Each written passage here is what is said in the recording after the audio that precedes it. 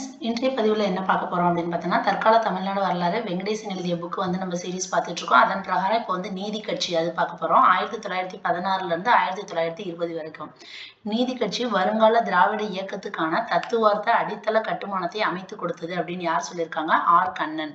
முன்னோடி முயற்சிகள் என்னன்னு பார்க்கலாம். 19ஆம் நூற்றாண்டின் இடைப்பகுதியில் ஆங்கில அரசாங்கம் வந்து ஒரு ஆணையை வந்து பிறப்பிக்குது. அதாவது 19ஆம் நூற்றாண்டோட இடைப்பகுதி அப்படிங்கிறப்ப 1854. 19ஆம் நூற்றாண்டு அப்படின்னம்னா 1900 வரைக்கும் உள்ளது 19ஆம் நூற்றாண்டு. அதோட இடைப்பகுதிங்கிறப்ப பாதியில சொல்றாங்க. 1854 ஸ்டாண்டிங் ஆர்டர் அப்படின்னு ஒரு ஆர்டர் 128ல 2 1854 அந்த ஆர்டர் நம்பர் என்ன 128(2). இந்த ஆணைப்படி அரசாங்க கீழ்நிலை பதவிகளுக்கான நியமனங்கள் ஒரு சில செல்வாக்கு மிக்க குடும்பங்களின் ஏகபோக உரிமையாக இருக்கக்கூடாது. அதாவது கவர்மெண்ட்ல வந்து கீழ்நிலை பதவிகள்ல நியமனம் பண்ணுவாங்கல்ல, அது வந்து கொஞ்சம் பணக்காரவங்க இருப்பாங்கல்ல, கொஞ்சம் நல்ல காசு பணம் உள்ளவங்க, அவங்களோட உரிமையா இருக்கக்கூடாது. அதே மாதிரி ஒவ்வொரு மாவட்டத்துக்கான பதவிகள் அந்த மாவட்டத்தில் உள்ள பிரதான சமூகத்தினருக்கும் கிடைக்குமாறு பகிர்ந்து கொடுக்க வேண்டும். அதாவது ஒவ்வொரு மாவட்டத்திலையும் பதவிகள் இருக்குன்னா அந்த மாவட்டத்துல என்னென்ன சமூகத்தினர் இருக்காங்களோ அவங்களுக்கு எல்லாத்துக்கும் வந்து பகிர்ந்து கொடுக்கணும். சிம்பிளா சொல்லணும்னா என்ன சொல்றாங்க, காசு பணம் உள்ளவங்க அந்த வேலையை இப்பெல்லாம் வாங்கிடுவாங்கல்ல, அந்த மாதிரிலாம் எதுவும் இருக்கக்கூடாது, எல்லாத்துக்கும் ஈக்குவலா கொடுக்கணும் அப்படிங்கிற ஒரு ஆர்டர் வந்து பாஸ் பண்ணியிருக்காங்க. ஆங்கில அரசாங்கம் ஒரு ஆணையை பிறப்பித்திருக்குது. அது எப்பன்னா 1854 128ல 2. 1871ஆம் ஆண்டு மக்கள் கணக்கீட்டு மேற்பார்வையாளர் கோர்னிஷ் அப்படிங்கிறவரு பின்வரும் பரிந்துரையை செய்திருக்காரு. 1871ல மக்கள் கணக்கீட்டு மேற்பார்வையாளர், அவர் பேர் என்னது? கோர்னிஷ். அவர் என்ன சொல்லியிருக்காரு? ஒவ்வொரு பிரச்சனையும் பிராமண கண்ணாடி மூலம் பார்ப்பது அரசாங்க அரசியலுக்கு நல்லதல்ல. எல்லா ப்ராப்ளம்ஸையும் நீங்க வந்து பிராமின்ஸ் அந்த நோக்கிலே பார்க்கறது வந்து அது நல்லதல்ல அப்படிங்கிறாரு. மிக அதிகமாக உள்ள இந்துக்கள் முஸ்லிம்கள் ஆகியோரின் எண்ணிக்கைக்கு ஏற்ப அரசாங்க பதவிகளுக்கு வரம்பு விதிக்க வேண்டும். அதாவது ஹிந்துஸ் முஸ்லிம்ஸ் வந்து நிறைய இருக்கிறாங்க, அவங்களோட எண்ணிக்கைக்கு ஏற்ற மாதிரி கவர்மெண்ட் வேலைகள் அவங்களுக்கு கொடுக்கணும். எந்த ஒரு குறிப்பிட்ட ஜாதியினருக்கும் முதல் முக்கியத்துவம் கொடுக்காதவாறு அரசின் கொள்கைகள் இருக்க வேண்டும். கவர்மெண்ட் கொண்டு வர கொள்கைகள் வந்து ஒரு குறிப்பிட்ட ஜாதியினரை மட்டும் ஃபோக்கஸ் பண்ணி அவங்களுக்கு மட்டும் ப்ரையாரிட்டிஸ் இருக்கிற மாதிரி இருக்கக்கூடாது. சுருங்க கூறின்னு என்ன சொல்றாங்க? 1854 நிலை ஆணையம் 1871 பரிந்துரையும் நீதி கட்சி தோன்றி வேர்விட்டு வளர்ப்பதற்கான விதைகளை தாங்கி இருந்ததன என்பதில் ஐயமில்லை. அப்ப நீதி கட்சி வளர்றதுக்கு மெயினான 2 ரீசன் என்னது? 1854ல கொண்டு வந்த அந்த கவர்மெண்ட் ஆர்டர், 1871ல கொண்டு வந்த கோர்னிஷ் இவர் கொண்டு வந்த அந்த இந்த கான்செப்ட் சொல்லியிருக்காங்கல்ல, பின்வரும் பரிந்துரையை சொல்லியிருக்காங்கல்ல, இந்த ரெண்டும் தான் வந்து நீதி கட்சி தோன்றதுக்கு காரணமாக இருந்திருக்குது. ஃபர்ஸ்ட் வந்து ஆதி திராவிடர் ஜனசபை 1892. 20ஆம் நூற்றாண்டின் முற்பகுதியில் சென்னை ராஜதானியில் பிராமணர் அல்லாதோர் சார்பில் துவங்கப்பட்ட மிகப்பெரிய பிராந்திய அரசியல் அமைப்பு நீதி கட்சி. ஓகேங்களா? 20ஆம் நூற்றாண்டில் முற்பகுதி, 20ஆம் நூற்றாண்டுனா என்ன சொன்ன? 2000 அதோட ஸ்டாப் பண்ணிடணும். அதோட முற்பகுதி அப்படின்னு பார்த்தோன்னா நீதி கட்சி எப்ப ஆரம்பிச்சாங்க? 1916 ஸ்டார்டிங்ல ஆரம்பிச்சாங்களா, அதனாலதான் 20ஆம் நூற்றாண்டின் முற்பகுதியில் எங்க ஆரம்பிச்சிருக்காங்க? சென்னை ராஜதானி. அப்பெல்லாம் வந்து ராஜதானின்னு சொல்லுவாங்க. பிராமின்ஸ் இல்லாம உள்ளவங்க ஒரு சார்பா ஒரு இதை ஆரம்பிச்சிருக்காங்க. அது பேர் என்னன்னா நீதி கட்சி. ஓகேங்களா? பிராந்திய அரசியல் அமைப்பு. இந்த கட்சி உருவாக்கப்படுவதற்கு முன்பாக இத்திசை நோக்கி பல முயற்சிகள் மேற்கொள்ளப்பட்டுள்ளன. அவற்றில் முதன்மையானது ஆதி திராவிட ஜனசபை. அப்ப நீதி கட்சி ஆரம்பிக்கிறதுக்கு முன்னாடியே அதுக்கு முதன்மையா என்ன ஆரம்பிச்சிருக்காங்க? ஆதி திராவிட ஜனசபை ஆரம்பிச்சிருக்காங்க. ஆதி திராவிடர் முதல் முறையாக திராவிடர் என்ற பட்டப்பெயரை போட்டுக் கொண்டதாக குறிப்பிட்டுள்ளார் ஆர் கண்ணன். அப்ப ஆதி திராவிடர் முதல் முறையாக திராவிடர் அப்படிங்கிற ஒரு பட்டப்பெயரை வந்து போட்டுக்கொண்டதா யார் சொல்லியிருக்காங்க? ஆர் கண்ணன் வந்து சொல்லியிருக்காரு. 2 துண்டு வெளியீடுகள் 1895. ஆதி திராவிடர் ஜனசபை அமைக்கப்பட்ட 3 ஆண்டுகளுக்கு பிறகு, அப்ப ஆதி திராவிடர் ஜனசபை எப்ப ஆரம்பிச்சாங்க? 1892. இப்பயே ஃபர்ஸ்ட் பார்த்தோம். 1892 அப்ப ஆரம்பிச்சிருக்காங்க. அதை ஆரம்பிச்சு 3 வருஷத்துக்கு அப்புறம் 1895ல 2 துண்டு பிரசுரங்கள் வெளியிடப்பட்டன. என்ன சொல்றாங்க? பிராமணர் அல்லாதோர் இனங்களும் இந்திய பொதுப்பணியும். ஓகேங்களா? பிராமின்ஸ் இல்லாம இருப்பாங்கல்ல, அவங்களும் இந்திய பொதுப்பணியும் அப்படின்னு ஒண்ணு. இன்னொன்னு வந்து பிராமணர் அல்லாதோர் இனங்களை சீர் செய்வதற்கான வழிமுறைகள். அந்த நான் பிராமின்ஸை வந்து அவங்கள வந்து சீர் செய்யறதுக்கான வழிவகைகள். இந்த இரு வெளியீடுகளும் நடுநிலையாளர் என்ற புனைப்பெயரில் எழுதப்பட்டவை. இது ரெண்டுமே என்ன சொல்றாங்க? அதாவது நடுநிலையாளர், நடுவு நிலைமையில இருந்து ஒருத்தவங்க எழுதப்பட்ட இந்த துண்டு பிரசுரங்கள் அப்படிங்கிற மாதிரி சொல்றாங்க. இந்த இரு வெளியீடுகளும் நடுநிலையாளர் என்ற புனைப்பெயரில் எழுதப்பட்டவை. இந்த வெளியீடுகள் வெளியீடுகள் அரசு பணிகளில் பிராமணர்கள் ஆதிக்கம் செலுத்துவதாகவும் இந்த பணிகளில் அனைத்து வகுப்பினரையும் சேர்த்து கொள்ள வேண்டும். அப்ப இந்த ஃபேர் பாலிசி, அந்த ஃபேர் பிளேன்னு சொல்றாங்கல்ல, அந்த நடுநிலையாளர் என்ன சொல்றாங்கன்னா, நீங்க கவர்மெண்ட் பதவி எல்லாமே யாருக்கு கொடுக்குறீங்க? பிராமின்ஸுக்கு தான் நிறைய கொடுக்குறீங்க. ஆனா எல்லா வகுப்பினர்களுக்கும் நீங்க அரசு பதவி கொடுக்கணும் அப்படிங்கிற மாதிரி சொல்லியிருக்காங்க. இந்த வெளியீடுகள் முதல் முறையாக பிராமணர் அல்லாதோர் பற்றிய பிரச்சனையை வெளிச்சத்துக்கு, அப்ப இந்த இதுதான் முதல்ல என்ன பண்ணிருக்காங்க, நான் பிராமின்ஸ்க்கான ப்ராப்ளத்தை வெளியில கொண்டு வராங்க. மேலும் இந்த பிரசுரங்களில் பிராமணர் அல்லாதோர் இனங்கள், இந்திய பொதுப்பணி ஆகிய சொற்றொடர்கள் பயன்படுத்தப்பட்டிருப்பது குறிப்பிடத்தக்கது. அந்த துண்டு பிரசுரங்கள்ல என்னென்ன இது பண்ணிருக்காங்க, பிராமணர் அல்லாதோர் இனங்கள், இவங்கெல்லாம் நான் பிராமின்ஸ். பிராமணர் அல்லாதோர் இனங்கள் அப்படிங்கிற வேர்டு வந்திருக்கு. இந்திய பொதுப்பணி அந்த மாதிரியான சொற்றொடர்கள்லாம் வந்திருக்குன்னு சொல்றாங்க. இந்த 2 வெளியீடுகளும் தேசிய கண்ணோட்டத்தோடு எழுதப்பட்டது. இப்ப சி. சங்கரன் நாயர் 1904 1908. சங்கரன் நாயர் நீதிபதி ஆவதற்கு முன்பு பிரிட்டிஷார் போற்றும் சமத்துவம் சகோதரத்துவம் போன்ற கருத்துக்கள் ஜாதி முறைக்கு முற்றிலும் மாறுபட்டது என்று பேசினார். இவர் ஒரு ஜட்ஜு, ஓகேங்களா. சங்கரன் நாயர் அப்படிங்கிறவர் ஒரு ஜட்ஜு. அவர் ஜட்ஜ் ஆகுறதுக்கு முன்னாடி என்ன பண்ணியிருக்காருன்னா, சமத்துவம் சகோதரத்துவம் இந்த கருத்துக்கள் ஜாதி முறைக்கு மாறுபட்டது அப்படின்னு சொல்லியிருக்காரு. சமத்துவம் சகோதரத்துவம் அப்படிங்கிறது ஜாதி முறையிலிருந்து முற்றிலும் மாறுபட்டது அப்படிங்கிற மாதிரி சொல்லியிருக்காரு. 1904 சொல்லியிருக்காரு. இவர் பிரிட்டிஷ் கான்செப்ட் தான் என்னது, எல்லாரும் சமத்துவமா இருங்க, எல்லாரும் சகோதரத்துவமா இருங்க அப்படின்னு சொல்றது. அது ஜாதி முறைக்கு முற்றிலும் மாறுபட்டது அப்படின்னு இவர் பேசியிருக்காரு. சென்னை பல்கலைக்கழக பட்டதாரிகளுக்கு உரையாற்றிய நீதிபதி சங்கரன் நாயர், வர்ண ஜாதி முறை அகற்றப்படாத வரை அரசியல் முன்னேற்றம் சாத்தியமில்லை. அப்ப 1904 என்ன சொல்லியிருக்காரு, இந்த சமத்துவம் சகோதரத்துவம் அப்படிங்கிறது ஜாதி முறைக்கு மாறுபட்டதுங்கிறாரு. அதே மாதிரி சென்னை யூனிவர்சிட்டியில பட்டதாரிகள் இருப்பாங்கல்ல, அவங்களுக்காக போய் பேசியிருக்காரு. அப்ப என்ன சொல்றாருன்னா, எப்போ அந்த வர்ண ஜாதி முறை, அதாவது அவங்களோட என்ன வேலை பார்க்கறாங்க அந்த மாதிரி இதுல ஜாதி முறைகளை பிரிச்சிருப்பாங்க, அந்த இது முழுசா அகற்றப்படாத வரைக்கும் நம்ம அரசியல்ல எந்த முன்னேற்றமும் அடைய முடியாது அப்படின்னு சொல்லி 1908 சொல்லியிருக்காரு. அப்ப சங்கரன் நாயர்னு ஒரு ஜட்ஜு, அவர் 2 கருத்து சொல்லியிருக்காரு. 1904 ஒண்ணு 8 ஒண்ணு. 4 சமத்துவம் சகோதரத்துவம் ஜாதிக்கு எதிரானதுன்னு சொல்லியிருக்காரு. 8 நீங்க வர்ண ஜாதி முறை அகற்றலைன்னா அரசியல் முன்னேற்றம் ஏற்படாதுன்னு சொல்லியிருக்காரு. சங்கரன் நாயர் ஒரு நீதிபதி. அடுத்து சென்னை பிராமணர் அல்லாதோர் சங்கம் 1909. 1909ஆம் ஆண்டு பி. சுப்பிரமணியம், எம். புருஷோத்தம நாயுடு ஆகிய 2 பிராமணர் அல்லாத வழக்குரைஞர்கள், லாயர்ஸ் 2 பேர் யாரு, சுப்பிரமணியமும் புருஷோத்தம நாயுடு 2 பேரும் சென்னை பிராமணர் அல்லாதோர் சங்கம் என்ற அமைப்பை துவங்குறாங்க. இவங்க எதை ஆரம்பிக்கிறாங்க, சென்னை பிராமணர் அல்லாதோர் சங்கம் அப்படிங்கிற அமைப்பை 1909 2 லாயர்ஸ் ஆரம்பிக்கிறாங்க, சுப்பிரமணியமும் புருஷோத்தம நாயுடும். இந்த அமைப்பின் நோக்கம் பிராமணர் அல்லாதோருடைய கல்வி. இவங்க இந்த மாதிரி ஆரம்பிச்சதுக்கு காரணமே என்னன்னா, நான் பிராமின்ஸுக்கு எஜுகேஷனை கொண்டு வரணும் அப்படிங்கிறதுக்காக தான் இது ஆரம்பிச்சிருக்காங்க. மேலும் இந்த சங்கத்தில் 1000 உறுப்பினர்களை சேர்க்க திட்டமிட்டனர். ஆனால் அப்போதிருந்த பிராமணர் அல்லாத பிரமுகர்கள் இந்த முயற்சிக்கு ஆதரவளிக்க முன்வரவில்லை. காலம் கணிவதற்கு முன்பே துவங்கப்பட்ட இந்த சங்கம் செயல்பட முடியாமல் போயிற்று. சென்னை பிராமணர் அல்லாதோர் சங்கம் தான் 20ஆம் நூற்றாண்டின் துவக்கத்தில் ஆரம்பிக்கப்பட்ட முதல் அமைப்பு. அப்ப சென்னை பிராமணர் அல்லாதோர் சங்கம் இதுதான் என்ன சொல்லியிருக்காங்க, 20ஆம் நூற்றாண்டின் துவக்கத்தில் ஆரம்பிக்கப்பட்ட முதல் அமைப்பு. ஏன்னா இந்த நீதி கட்சி இதெல்லாம் வர்றதுக்கு முன்னாடி வெரி ஃபர்ஸ்ட் பிகினிங்ல எது வந்திருக்கு, சென்னை பிராமணர் அல்லாதோர் சங்கம். 1909 2 லாயர்ஸ் ஆரம்பிச்சிருக்காங்க, சுப்பிரமணியமும் புருஷோத்தம நாயுடும்.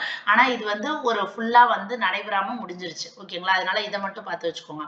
அடுத்து சென்னை கூட்டமைப்பு குழு 1912. இது சென்னை பிராமணர் அல்லாதோர் சங்கம் துவங்கப்பட்ட 3 ஆண்டுகளில், அது 1909 ஆரம்பிச்சாங்க, அதுக்கப்புறம் 1912 சென்னை கூட்டமைப்பு குழு. இங்க என்ன சொல்லிட்டாங்க, யுனைடெட் லீக்.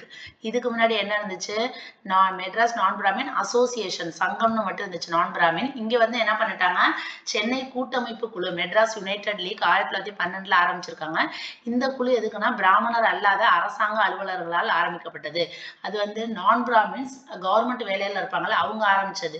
இதே இது ஃபர்ஸ்ட் ஆரம்பிச்சது என்னது, 2 லாயர்ஸ், அவங்களும் நான் பிராமின்ஸ் தான். நான் பிராமின்ஸ் லாயர்ஸ் ஆரம்பிச்சது சென்னை பிராமணர் அல்லாதோர் சங்கம். இந்த மாதிரி ஹிண்டா தான் நம்ம சைட்ல எழுதி வச்சுக்கணும். 1909 இது நான் பிராமின்ஸ் லாயர்ஸ் ஆரம்பிச்சது.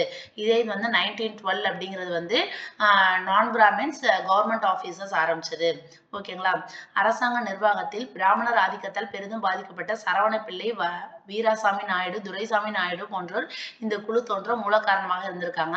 அரசியல் சாராத இந்த அமைப்பு சமுதாய நடவடிக்கைகளில் தன்னை ஈடுபடுத்திக் கொண்டது. சென்னை கூட்டமைப்பு குழுவுக்கு பின்னர் சென்னை திராவிடர் சங்கம் என்று பெயர் மாற்றம் பெற்றது. அப்ப இந்த சென்னை கூட்டமைப்பு குழு அப்படிங்கிறத எப்படி பெயர் மாற்றம் அடைந்திருக்கு? சென்னை திராவிடர் சங்கம். இது வரைக்கும் நான் பிராமின்ஸ்னு ஃபர்ஸ்ட் சொல்லிட்டு இருந்தாங்க, பிராமணர் அல்லாதோர்னு. அப்புறம் கூட்டமைப்புன்னு சொன்னாங்க. அதுக்கப்புறம் தான் இப்ப என்ன சொல்றாங்க, சென்னை திராவிடர் சங்கம்னு சொல்லிட்டாங்க. இந்த 1912ல ஆரம்பிச்ச இந்த அமைப்பு தான் என்ன பண்ணிட்டாங்க, சென்னை திராவிடர் சங்கம் அப்படின்னு சொல்லிட்டு பெயர் மாற்றம் அடைஞ்சிருக்கு. அதே வருஷத்துல 1912 அக்டோபர் 1. அப்போது மருத்துவ மாணவராக இருந்த சி நடேச முதலியார் இந்த சங்கத்தின் செயலாளர். அப்ப மெட்ராஸ் அந்த திராவிடியன் அசோசியேஷன் இருக்குல்ல, அதுல செயலாளர் யாரு, நடேச முதலியார். அவர் வந்து யாரு, ஒரு மெடிக்கல் ஸ்டூடெண்ட். நடேச முதலியார் ஒரு மெடிக்கல் ஸ்டூடெண்ட். அவர் வந்து நீதி கட்சியோட நீதி கட்சி இல்ல, சென்னை திராவிடர் சங்கம் அதோட செயலாளரா இருந்திருக்காரு. அடுத்து சென்னை திராவிடர் சங்கம் சாதனை. இப்ப இது என்ன சாதனை பண்ணுச்சு அப்படின்னு பாத்தீங்கன்னா, திராவிடர் சங்கம் துவங்கப்பட்ட பின்பு சில குறிப்பிடத்தக்க சாதனைகளை செய்தது. சென்னையில் இந்த சங்கத்தின் கிளைகள் திறக்கப்பட்டன. சென்னையில இதோட பிரான்ச்சஸ் ஆரம்பிக்கிறாங்க. சென்னையில் தங்கி இருந்த பிராமணர் அல்லாத மாணவர்களுக்கு என்ற பிரத்யேக விடுதி. சென்னையில வந்து நிறைய பேர் நான் பிராமின்ஸ் வந்து ஸ்டூடெண்ட்ஸ் இருப்பாங்கல்ல, அவங்களுக்காக ஹாஸ்டல் ஆரம்பிக்கிறாங்க. சென்னையில் இருந்த பிராமணர் அல்லாதோர் பட்டதாரிகளை ஆண்டுதோறும் அழைத்து அவர்களுக்கு இந்த சங்கத்தின் நோக்கம் மற்றும் நடவடிக்கைகள் பற்றி சொல்றாங்க. அவங்கள வந்து கௌரவிக்கிறாங்க. ஏன்னா நான் பிராமின்ஸ் வந்து படிச்சு இந்த மாதிரி பட்டதாரிகள் ஆகுறாங்கல்ல, அவங்கள வந்து கௌரவிக்கிறாங்க. சங்க கோரிக்கைகளை உள்ளடக்கிய 2 நூல்கள் வெளியிடப்பட்டன. சென்னை திராவிடர் சங்கத்தின், அதாவது இந்த சங்கத்தை பத்தி எத்தனை நூல்கள் அவங்க எழுதியிருக்காங்க, 2 நூல்கள்.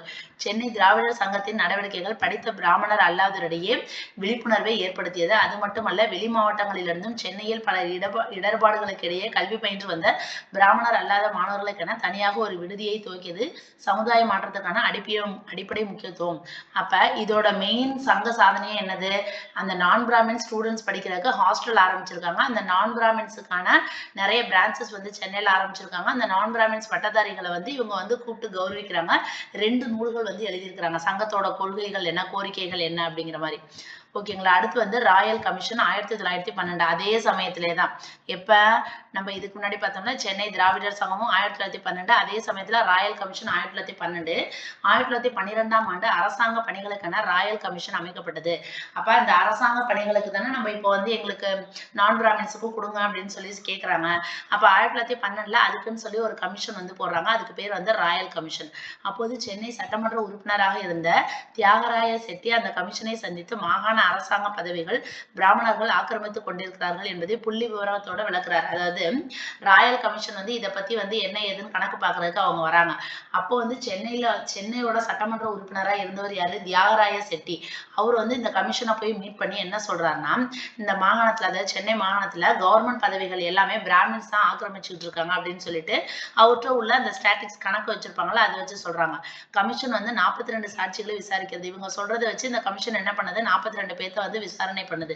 அவர்களில் ஒருவரான வருவாய் கோட்ட அதிகாரி பாலாஜி ராவ் நாயுடு, பிராமணர் அல்லாதோர் நலனை பாதுகாப்பதற்கான ஒரு வழி ஜாதி வாரியான விகிதாச்சார பிரதிநிதித்துவம் தான் அப்படின்னு சொல்லி வலியுறுத்துறாங்க. அப்ப 42 பேர் அவங்க விசாரிக்கிறப்ப அதுல ஒருத்தர் வந்து வருவாய் கோட்ட அதிகாரியா உள்ள பாலாஜி ராவ் நாயுடு. இவர் என்ன சொல்றாருன்னா, நான் பிராமின்ஸுக்கான நலனை பாதுகாக்கணும்னா அப்ப என்ன பண்ணணும், நம்ம ஜாதி வாரியா கணக்கெடுத்து அவங்க எவ்வளவு பேர் இந்த ஜாதியில இருக்காங்களோ அவங்களுக்கு வந்து விகிதாச்சாரத்துல அடிப்படையில பிரதிநிதித்துவம் பண்ற மாதிரி அவங்களுக்கு வேலை வாய்ப்பு கொடுக்கணும் அப்படிங்கிற மாதிரி இவர் வந்து சொல்றாரு. யாரு, பாலாஜி ராவ் நாயுடு. இவர் வந்து இதை வந்து சொல்றாரு ராயல் கமிஷன்ட்ட. அடுத்து கடித கிளர்ச்சி 1915. 1915ஆம் ஆண்டு 21 கடிதங்களை உள்ளடக்கிய நூல் வெளியிடப்பட்டது. பிராமணர் அல்லாத சி சங்கரன் நாயரால் எழுதப்பட்ட இந்த கடிதங்கள் அனைவரது கவனத்தையும் இழுத்தது. அப்ப 1915ல 21 கடிதம் லெட்டர்ஸ் இருக்கிற மாதிரியான ஒரு நூல் வந்து வெளியிடுறாங்க. யார் வெளியிடுறாங்க, நான் பிராமின்ஸான சி சங்கரன் நாயர். அவர் தான் வந்து இந்த கடிதங்களை வந்து வெளியிடுறாரு. ஏற்கனவே இந்த சங்கரன் நாயர் பார்த்தோமே, யாரு, ஒரு ஜட்ஜா ஒருத்தர் வந்தாரு, அவர் தானே. நம்ம ஒரு டைம் படிச்சுட்டு அது தெரியல அப்படின்னோம்னா மேல இந்த மாதிரி பாத்துக்கிறது நல்லது. இங்க பாத்தீங்களா, சி சங்கரன் நாயர். இவர் தான் வந்து நீதிபதினு சொன்னோம்ல, ஐ திங்க் இவராவே தான் இருக்கும்னு நினைக்கிறேன். பார்க்கலாம் என்னன்ட்டு. சி சங்கரன் நாயரா அப்படின்ட்டு எங்க இருக்கு, சி சங்கரன் நாயர் அவர்தான். ஓகேங்களா. இவர் என்ன பண்றாருன்னா 21 கடிதங்கள் உள்ள ஒரு நூலை வந்து வெளியிடுறாரு. எழுதப்பட்ட இந்த கடிதங்கள் அனைவருடைய கவனத்தையும் கவர்ந்தது. இந்த கடிதங்கள் பட்டும் படாமல் இருந்த பிராமணர் அல்லாத தலைவர்கள் அனைவரையும் சிந்திக்க வைத்தது. அது வரைக்கும் நான் பிராமின்ஸ் இவ்வளவு இது போராட்டம் பண்றதெல்லாம் பிராமின்ஸ் வந்து எதுவுமே கண்டுக்கவே இல்லை. இப்போ இவர் இந்த லெட்டர்லாம் எழுதி நூல் வெளியிடுறாருல, இது வந்து அந்த பிராமின்ஸ் கண்ணில் மாட்டுது. எல்லாரும் வந்து சிந்திக்க ஆரம்பிக்கிறாங்க. உள்ளாய்வு செய்தோர் ஊக்கமுற்றனர். திராவிட மகாசபை என்ற அரசியல் அமைப்பு உருவாக்கி அதன் கிளைகளை மாவட்டங்களிலும் கிராமங்களிலும் துவக்க துவக்க வேண்டும் என்ற எண்ணம் எழுந்தது. அப்பதான் இவங்களுக்கு என்ன தோணுது, திராவிட மகாசபை அப்படின்னு சொல்லிட்டு ஒரு அரசியல் அமைப்பு உருவாக்கணும். அதை வந்து எல்லா மாவட்டங்கள், கிராமத்துல எல்லாத்துலயும் இதை வந்து துவக்கணும். அப்ப இந்த கடிதங்கள் அடங்கிய நூல் வெளியிடப்பட்ட அதே ஆண்டில் 1915 ஸ்ரீ சங்கரன் நாயர் எழுதிய திராவிட பிரபலங்கள் என்ற நூலும் வெளியிடப்பட்டது. அப்ப அந்த 21 கடிதங்கள் உள்ள நூல் வந்து இவர் வெளியிட்டார், சங்கரன் நாயர். அதனாலதான் இவங்க எல்லாம் பிராமின்ஸ் இதெல்லாம் பத்தி சிந்திக்க ஆரம்பிக்கிறாங்க. அதே வருஷத்துல இவர் என்ன பண்றாரு, திராவிட பிரபலங்கள், ஓகேங்களா, அந்த நான் பிராமின்ஸ்ல பிரபலமா உள்ளவங்க அவங்கள பத்தி எழுதியிருப்பார் போல அப்படின்னு சொல்லிட்டு ஒரு நூல் வந்து வெளியிடுறாரு. இந்த 2 நூல்களும் வந்து நல்ல வரவேற்பை பெறுது. இவை பிராமணர் அல்லாதவருடைய சிந்தனை கிளர்ச்சியை ஏற்படுத்தியது. அப்போது சி சங்கரன் நாயர் காங்கிரஸ் கட்சி தலைவராக இருந்தார் என்பது குறிப்பிடத்தக்கது. அப்ப அவர் வந்து எதுல இருந்திருக்காரு, காங்கிரஸ்ல ஒரு கட்சி தலைவராக தான் இருந்திருக்காரு. இந்த விஷயங்கள்லாம் நான் பிராமின்ஸுக்காக குரல் கொடுக்கிறப்ப இவர் எதுல இருந்திருக்காரு, காங்கிரஸ்ல இருந்திருக்காரு. 2 நூல் அதனால ஞாபகம் வச்சுக்கலாம். 21 கடிதங்கள் நிரம்பிய அடங்கிய ஒரு நூல் ஒண்ணு 1915. அதே 1915ல திராவிட பிரபலங்கள். அடுத்து தேர்தல் திருப்புமுனை 1916. 1916ஆம் ஆண்டு இம்பீரியல் சட்டமன்றத்துக்கான தேர்தல் வந்து நடைபெறுது. 1916ல இம்பீரியல் லெஜிஸ்லேட்டிவ் அசம்பிளி, அதாவது சட்டமன்றத்துக்கான தேர்தல் நடைபெறுது. அந்த தேர்தலில் போட்டியிட்ட பிராமணர் அல்லாத பிரபல வேட்பாளர்களான டி.எம். நாயர், பி. ராமராயர் முறையே பிராமண வேட்பாளர்களான பி.எஸ். சீனிவாச சாஸ்திரி, கே.வி. ரங்கசாமி ஐயங்கார் ஆகியோரால் தோற்கடிக்கப்பட்டனர். ஓகேங்களா, அதாவது பிராமணர் அல்லாத பிரபல வேட்பாளர்கள் அப்படின்னோம்னா நான் பிராமின்ஸ் டி.எம். நாயர், பி. ராமராயர், இவங்க 2 பேருமே என்ன ஆயிடுச்சுன்னா பிராமண வேட்பாளர்களான பி.எஸ். சீனிவாச சாஸ்திரி, கே.வி. ரங்கசாமி ஐயங்கார் ஆகியோரால் தோற்கடிக்கப்பட்டனர். இவங்க வந்து தோத்துட்டாங்க. அதே போன்று பிட்டி தியாகராய செட்டியும் குமார வெங்கட ரெட்டி ராயுடும் அன்னிபெசன்ட் அம்மையாரின் சுயாட்சி சங்கத்தின் ஆதரவு பெற்ற பிராமண வேட்பாளர்களால் தோற்கடிக்கப்பட்டனர். அப்ப நான் பிராமின்ஸ் நின்ன எல்லாருமே என்ன ஆகுறாங்க, தோற்கடிக்கப்படுறாங்க. யாரால, பிராமின்ஸால. அனைத்து வேட்பாளர்களும் காங்கிரஸை சேர்ந்தவர்கள். ஓகேங்களா, அவங்க எல்லாருமே வந்து காங்கிரஸை சேர்ந்தவர்கள் அப்படின்னு சொல்லி குறிப்பிடத்தக்கது. இப்ப தேர்தல்ல வந்து தோல்வி அடைஞ்சிருது 1916ல. அந்த நான் பிராமின்ஸ் அவங்க தலைவர்கள், முக்கியமான தலைவர்கள் எல்லாருமே என்ன ஆயிறாங்க, தோல்வி அடைகிறாங்க பிராமண வேட்பாளர்களால். சுய சிந்தனை. மிக சிறுபான்மை சமூகத்தை சேர்ந்த பிராமண வேட்பாளர்கள் மிக பெரும்பான்மை சமூகங்களை சேர்ந்த செல்வமும் செல்வாக்கும் மிக்க வேட்பாளர்களை எளிதில் தோற்கடித்தது பிராமணர் அல்லாத பிரபலங்களுக்கு பேரதிர்ச்சி. அதாவது மிகவும் சிறுபான்மை சமூகம் அப்படின்னோம்னா எண்ணிக்கையில கவுண்டிங்ல பார்த்தோம்னா பிராமின்ஸ் வேட்பாளர்கள் வந்து கம்மி தான். ஆனா பெரும்பான்மை சமூகம் நிறைய மக்கள் இருக்கிறது வந்து நான் பிராமின்ஸ் தான். நல்ல செல்வாக்கு, செல்வம், செல்வாக்கு இவங்கெல்லாம் இந்த மாதிரி இருக்கிறாங்க. இருந்தாலும் இந்த பெரும்பான்மை சமூகத்தை சிறுபான்மை சமூகமான பிராமின்ஸ் வந்து தோற்கடிச்சது வந்து நான் பிராமின்ஸ்ல உள்ள பிரபலங்களுக்கு வந்து ரொம்ப பேரதிர்ச்சியா இருக்குது. என்ன ரீசனா இருக்கும் அப்படின்ட்டு. இந்த தேர்தல் தோல்விகள் பிராமணர் அல்லாதோர் ஆகியோருக்கு இடையே இருந்த இடைவெளியை இன்னும் என்ன பண்றாங்க, இன்னும் வந்து எக்ஸ்பேண்ட் ஆகுது. குறிப்பாக பிராமணர் அல்லாத வாக்காளர்கள் பிராமண வேட்பாளர்களுக்கு ஆதரவாக வாக்களித்து வெற்றி பெற செய்தது பிராமணர் அல்லாத தலைவர்களிடையே சுய சிந்தனை. அப்ப அதாவது வேட்பாளர்கள் இல்லாம வாக்காளர்கள் தான் ஓட் போடுவாங்கல்ல. நான் பிராமின்ஸ் வந்து யாருக்கு ஓட் போட்டிருக்காங்க, பிராமின்ஸ் வேட்பாளர்களுக்கு ஆதரவா வாக்களிச்சு அவங்கள வந்து வெற்றி பெற செய்ய வச்சிருக்காங்க. அப்ப இவங்களுக்குள்ளார ஒரு சுய சிந்தனை வந்து ஓடுது, எதனால இப்படி நடக்குது அப்படின்னு சொல்லிட்டு. அதன் விளைவாக தான் என்ன ஆகுது, நீதி கட்சி வந்து தோன்றுது. ஓகேங்களா, அப்ப இதுக்கு முன்னாடி வரைக்கும் இது என்னவா இருந்துச்சு, 1916ல நம்ம முன்னாடி பார்த்த மாதிரி அந்த சென்னை திராவிடர் சங்கம் அந்த மாதிரியே தான் இருந்திருக்குது.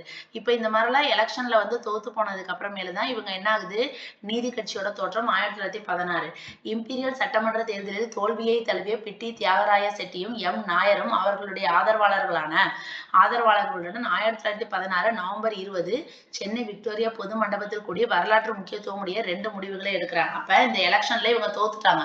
தோத்ததுக்கு அப்புறமேல அந்த பிட்டி தியாகராய செட்டியும் எம் நாயரும் அவங்களோட ஆதரவாளர்கள் சப்போர்ட்டர்ஸோட சேர்ந்து 1916 நவம்பர் 20 சென்னையில விக்டோரியா பொது மண்டபத்துல கூடி 2 முடிவு எடுக்கிறாங்க. என்னன்னா, தென்னிந்திய மக்கள் சங்கம் அப்படிங்கிற பெயர்ல ஒரு அமைப்பை வந்து ஸ்டார்ட் பண்ணணும். தென்னிந்திய மக்கள் சங்கம், சவுத் இந்தியன் பீப்புள் அசோசியேஷன் அப்படிங்கிற இதுல பேர்ல ஆரம்பிக்கணும். அதே போன்று தென்னிந்திய நல உரிமை சங்கம் என்ற அமைப்பை உருவாக்கணும்.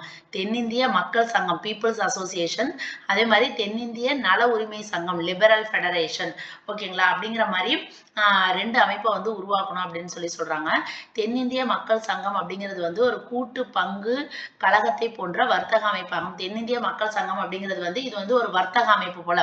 அதன் நோக்கம் ஆங்கிலம், தமிழ், தெலுங்கு ஆகிய மொழிகளில் செய்தித்தாள்களை துவக்கி அவற்றின் மூலம் நான் பிராமின்ஸ்களோட குறைகளை வெளியிடுறது. அப்ப தென்னிந்திய மக்கள் சங்கம்ங்கிறது வந்து ஒரு வர்த்தக அமைப்பு போல. இதோட நோக்கம் என்ன அப்படின்னோம்னா, நியூஸ் பேப்பர்ஸ், அதாவது வட்டார மொழியில தமிழ், தெலுங்கு, ஆங்கிலம் இந்த மொழிகள்ல நியூஸ் பேப்பர்ஸ் ஆரம்பிச்சு நான் பிராமின்ஸுக்கு வந்து அவங்களோட குறை குறைகள் எல்லாம் பத்தி சொல்றது. அதாவது இந்த சங்கம் வந்து ஒரு ஜஸ்ட் வந்து ஒரு பிரச்சாரம் பண்ற மாதிரி.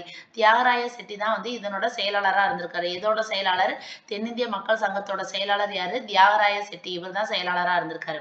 தென்னிந்திய நல உரிமை சங்கம் அப்படிங்கிறது தான் வந்து நீதி கட்சி. இரண்டாவது நிறுவனமான தென்னிந்திய நல உரிமை சங்கம் தான் அரசியல் கட்சி. அப்ப தென்னிந்திய மக்கள் சங்கம் அப்படிங்கிறது வந்து ஒரு வர்த்தக நிறுவனம். இதோட செயலாளர் வந்து தியாகராய செட்டி. தென்னிந்திய நல உரிமை சங்கம் அப்படிங்கிறது வந்து ஒரு அரசியல் கட்சி. இதோட நோக்கம் என்னன்னா நான் பிராமின்ஸுக்கோட உரிமை நலன் இதுக்காக குரல் கொடுக்கணும். அதாவது கவர்மெண்ட் அதிகாரியோட தொடர்பு கொண்டு இதை பத்தி எல்லாம் எடுத்து சொல்லணும். நான் பிராமின்ஸ் எங்களுக்கான உரிமையை கொடுங்க அப்படின்னு சொல்லிட்டு பிராமணர் அல்லாதவர்களுக்கான திட்டங்களை தீட்டி செயல்படுத்துவது. நமக்கான திட்டங்களை நம்மளே தீட்டி அதை செயல்படுத்துவது. இந்த கட்சி வந்து நீதி, அதாவது ஜஸ்டிஸ், திராவிடன், ஆந்திர பிரகாசா ஆகிய நாளேடுகளை முறையே ஆங்கிலத்திலும் தமிழிலும் தெலுங்கிலும் வெளியிடுவது. அதாவது இவங்களோட கருத்துக்களை மக்களுக்கு தெரியப்படுத்துறதுக்காக நியூஸ் பேப்பர் ஆரம்பிக்கிறாங்க. நீதிங்கிறது, அதாவது ஜஸ்டிஸ்ங்கிறது இங்கிலீஷ் நியூஸ் பேப்பர், திராவிடங்கிறது தமிழ் நியூஸ் பேப்பர், ஆந்திர பிரகாசா அப்படிங்கிறது வந்து தெலுங்கு நியூஸ் பேப்பர். அதன்படியே கட்சியும் பத்திரிகைகளும் துவங்கப்பட்டன. ஆங்கில நாளேடான ஜஸ்டிஸ் அப்படிங்கிறது வந்து செல்வாக்கு பெற்றமையால் தென்னிந்திய நல உரிமை சங்கம் நீதி கட்சி என்ற பெயர் மாற்றம். அப்ப இந்த 3 நியூஸ் பேப்பர் ஆரம்பிச்சதுல அவங்க ஆரம்பிச்ச அந்த ஜஸ்டிஸ்ங்கிற இங்கிலீஷ் நியூஸ் பேப்பர் வந்து நல்ல பிரபலமா இருந்திருக்குது. அதனால இவங்களோட பேர் அந்த தென்னிந்திய நல உரிமை சங்கம் அப்படின்னு சொல்லி வச்சிருந்தாங்களா, அது வந்து என்ன பண்ணிட்டாங்க, நீதி கட்சி அப்படிங்கிற பெயர் வந்து மாற்றம் பெற்றது. தனித்தனியா செயல்பட்டு வந்து சென்னை திராவிடர் சங்கமும் தென்னிந்திய மக்கள் சங்கமும் நீதி கட்சியுடன் இணைந்தது. இதுக்கு முன்னாடி வந்து அந்த சென்னை திராவிடர் சங்கம் இருக்கு 1912, அதுவும் சரி தென்னிந்திய மக்கள் சங்கம் இப்ப 1916 வந்து ஒரு வர்த்தக நிறுவனம் ஆரம்பிச்சாங்களா, இது ரெண்டுமே சேர்ந்து எதோட சேர்ந்துருச்சு, நீதி கட்சியோட சேர்ந்துருச்சு. ஓகேங்களா. அடுத்து ஒன்று சேர்ந்த துருவங்கள். சென்னை மாநகராட்சியில் 2 துருவங்களாக செயல்பட்டு வந்த பிட்டி தியாகராய செட்டிக்கும் நாயருக்கும் இடையே இருந்த கருத்து வேறுபாடுகளை போக்கி இருவரையும் ஒன்று சேர்த்து நீதி கட்சிக்கு கொண்டு வந்த பெருமை சி நடேச முதலியாரை சேரும். இவர் நம்ம ஏற்கனவே பார்த்தோமா, ஒரு மெடிக்கல் ஸ்டூடெண்ட்னு பார்த்தோம். அதாவது தியாகராய செட்டி, நாயர் 2 பேத்துக்கும் ஏதோ ஒரு கருத்து வேறுபாடு இருந்திருக்குது. அவங்கள வந்து 2 பேத்தையும் நீதி கட்சிக்குள்ளார கொண்டு வந்த பெருமை யாருக்கு சேரும்? நடேச முதலியார். இவர்தான் பின்னர் பிரதிநிதித்துவம் இன்றில் வரி இல்லை என்ற கோஷத்தை சென்னை சட்டமன்றத்தில் எழுப்பினார். இந்த மாதிரி நோட் பண்ணி வச்சுக்கோங்க. பிரதிநிதித்துவம் இன்றேல் வரி இல்லை அப்படின்னு சொல்லிட்டு யார் எழுப்பியிருக்காரு? சி நடேச முதலியார் சென்னை சட்டமன்றத்துல எழுப்பியிருக்காரு. பிரதிநிதித்துவம் இன்றேல் வரி இல்லை அப்படிங்கிற கருத்தை யார் சொன்னிருக்காரு? நடேச முதலியார். எங்க? சென்னை சட்டமன்றத்தில். இவர்களுடன் மூயே ரெட்டி, பனகல் அரசர், பொப்பிலி அரசர் போன்றவரும் காங்கிரஸை விட்டு வெளியேறி நீதி கட்சியில் சேர்ந்தனர். இவங்களோட சேர்ந்து நிறைய பேர் காங்கிரஸ்ல இருந்து வெளியேறி எதுல போய் சேர்றாங்க? நீதி கட்சியில. இதனால் நீதி கட்சிக்கு வந்து மக்களிடையே நல்ல மதிப்பு, அங்கீகாரம் இதெல்லாம் கிடைக்குது. அடுத்து பிராமணர் அல்லாதோர் பிரகடனம் 1916. 1916 டிசம்பர் மாதம் தியாகராய செட்டி வரலாற்று சிறப்புமிக்க பிராமணர் அல்லாதோர் பிரகடனத்தை வெளியிடுறாரு. அதாவது 1916 டிசம்பர் மாதம் தியாகராய செட்டி அவர் என்ன பண்றாரு, ஒரு பிராமணர் அல்லாத பிரகடனம், அதாவது மேனிஃபெஸ்டோ, அதை வந்து வெளியிடுறாங்க. இந்த பிரகடனத்தோட முக்கிய அம்சம் என்னன்னு பார்த்தோம்னா, இந்தியர்கள் இன்னும் சுயாட்சிக்கு தயாராகவில்லை. நம்ம இந்தியர்கள் வந்து இன்னும் சுயாட்சிக்கு தயாராகல. இந்த நிலையில் பிரிட்டிஷார் இந்தியர்களுக்கு சுயாட்சி வழங்கினால் அது பிராமணர்கள் பிறர் மீது ஆதிக்கம் செலுத்துவதுதான். இந்த சமயத்துல பிரிட்டிஷார் சப்போஸ் நமக்கு சுயாட்சி வழங்கணும்னா அதை என்ன பண்ணிடுவாங்க, பிராமின்ஸ் வந்து இப்ப பிரிட்டிஷ் போய் பிராமின்ஸ் வந்து நம்ம மீது வந்து ஆதிக்கம் செலுத்த ஆரம்பிச்சிருவாங்க. சென்னை ராஜதானியின் மக்கள் தொகையில் பிராமணர்கள் 3% மட்டுமே உள்ளனர். சென்னை ராஜதானியில பிராமணர்கள் எவ்வளவு மட்டும்தான் இருக்காங்க? 3% மட்டும்தான் இருக்கிறாங்க. இதை யார் சொல்றா? தியாகராய செட்டி தான் வந்து சொல்றாரு. ஆனால் அவர்கள் அரசாங்க அதிகார வர்க்கம், சட்டம், மருத்துவம் போன்ற துறைகள், இந்திய தேசிய காங்கிரசின் முக்கிய பதவிகள் ஆகியவற்றில் அளவுக்கு மீறி அப்ப 3% உள்ள மக்கள், ஒரு சிறுபா அந்த இது மக்கள் தொகை, அதாவது எப்படி சொல்றது, அவங்களோட இது கம்மியா உள்ளவங்க நிறைய இது வந்து அவங்க வந்து இருக்கிறாங்க. ஓகேவா. மிக பெரும்பான்மையில் உள்ள பிராமணர் அல்லாதவர் அரசாங்கத்துக்கு வரி செலுத்துகின்றனர். அதாவது பிராமின்ஸ்க்கு தான் வந்து நிறைய கவர்மெண்ட் வேலை இதெல்லாம் கிடைக்குது. ஆனா பெரும்பான்மை உள்ளவங்க வந்து நான் பிராமின்ஸ் தான். அவங்க தான் வந்து கவர்மெண்ட்டுக்கு நிறைய வரி கொடுக்குறாங்க. ஆனால் அவர்களுக்கு அரசாங்க வேலையிலும் கல்வியிலும் உரிய இடம் வந்து கொடுக்கல. நாங்க தான் வரி நிறைய கொடுக்குறோம்.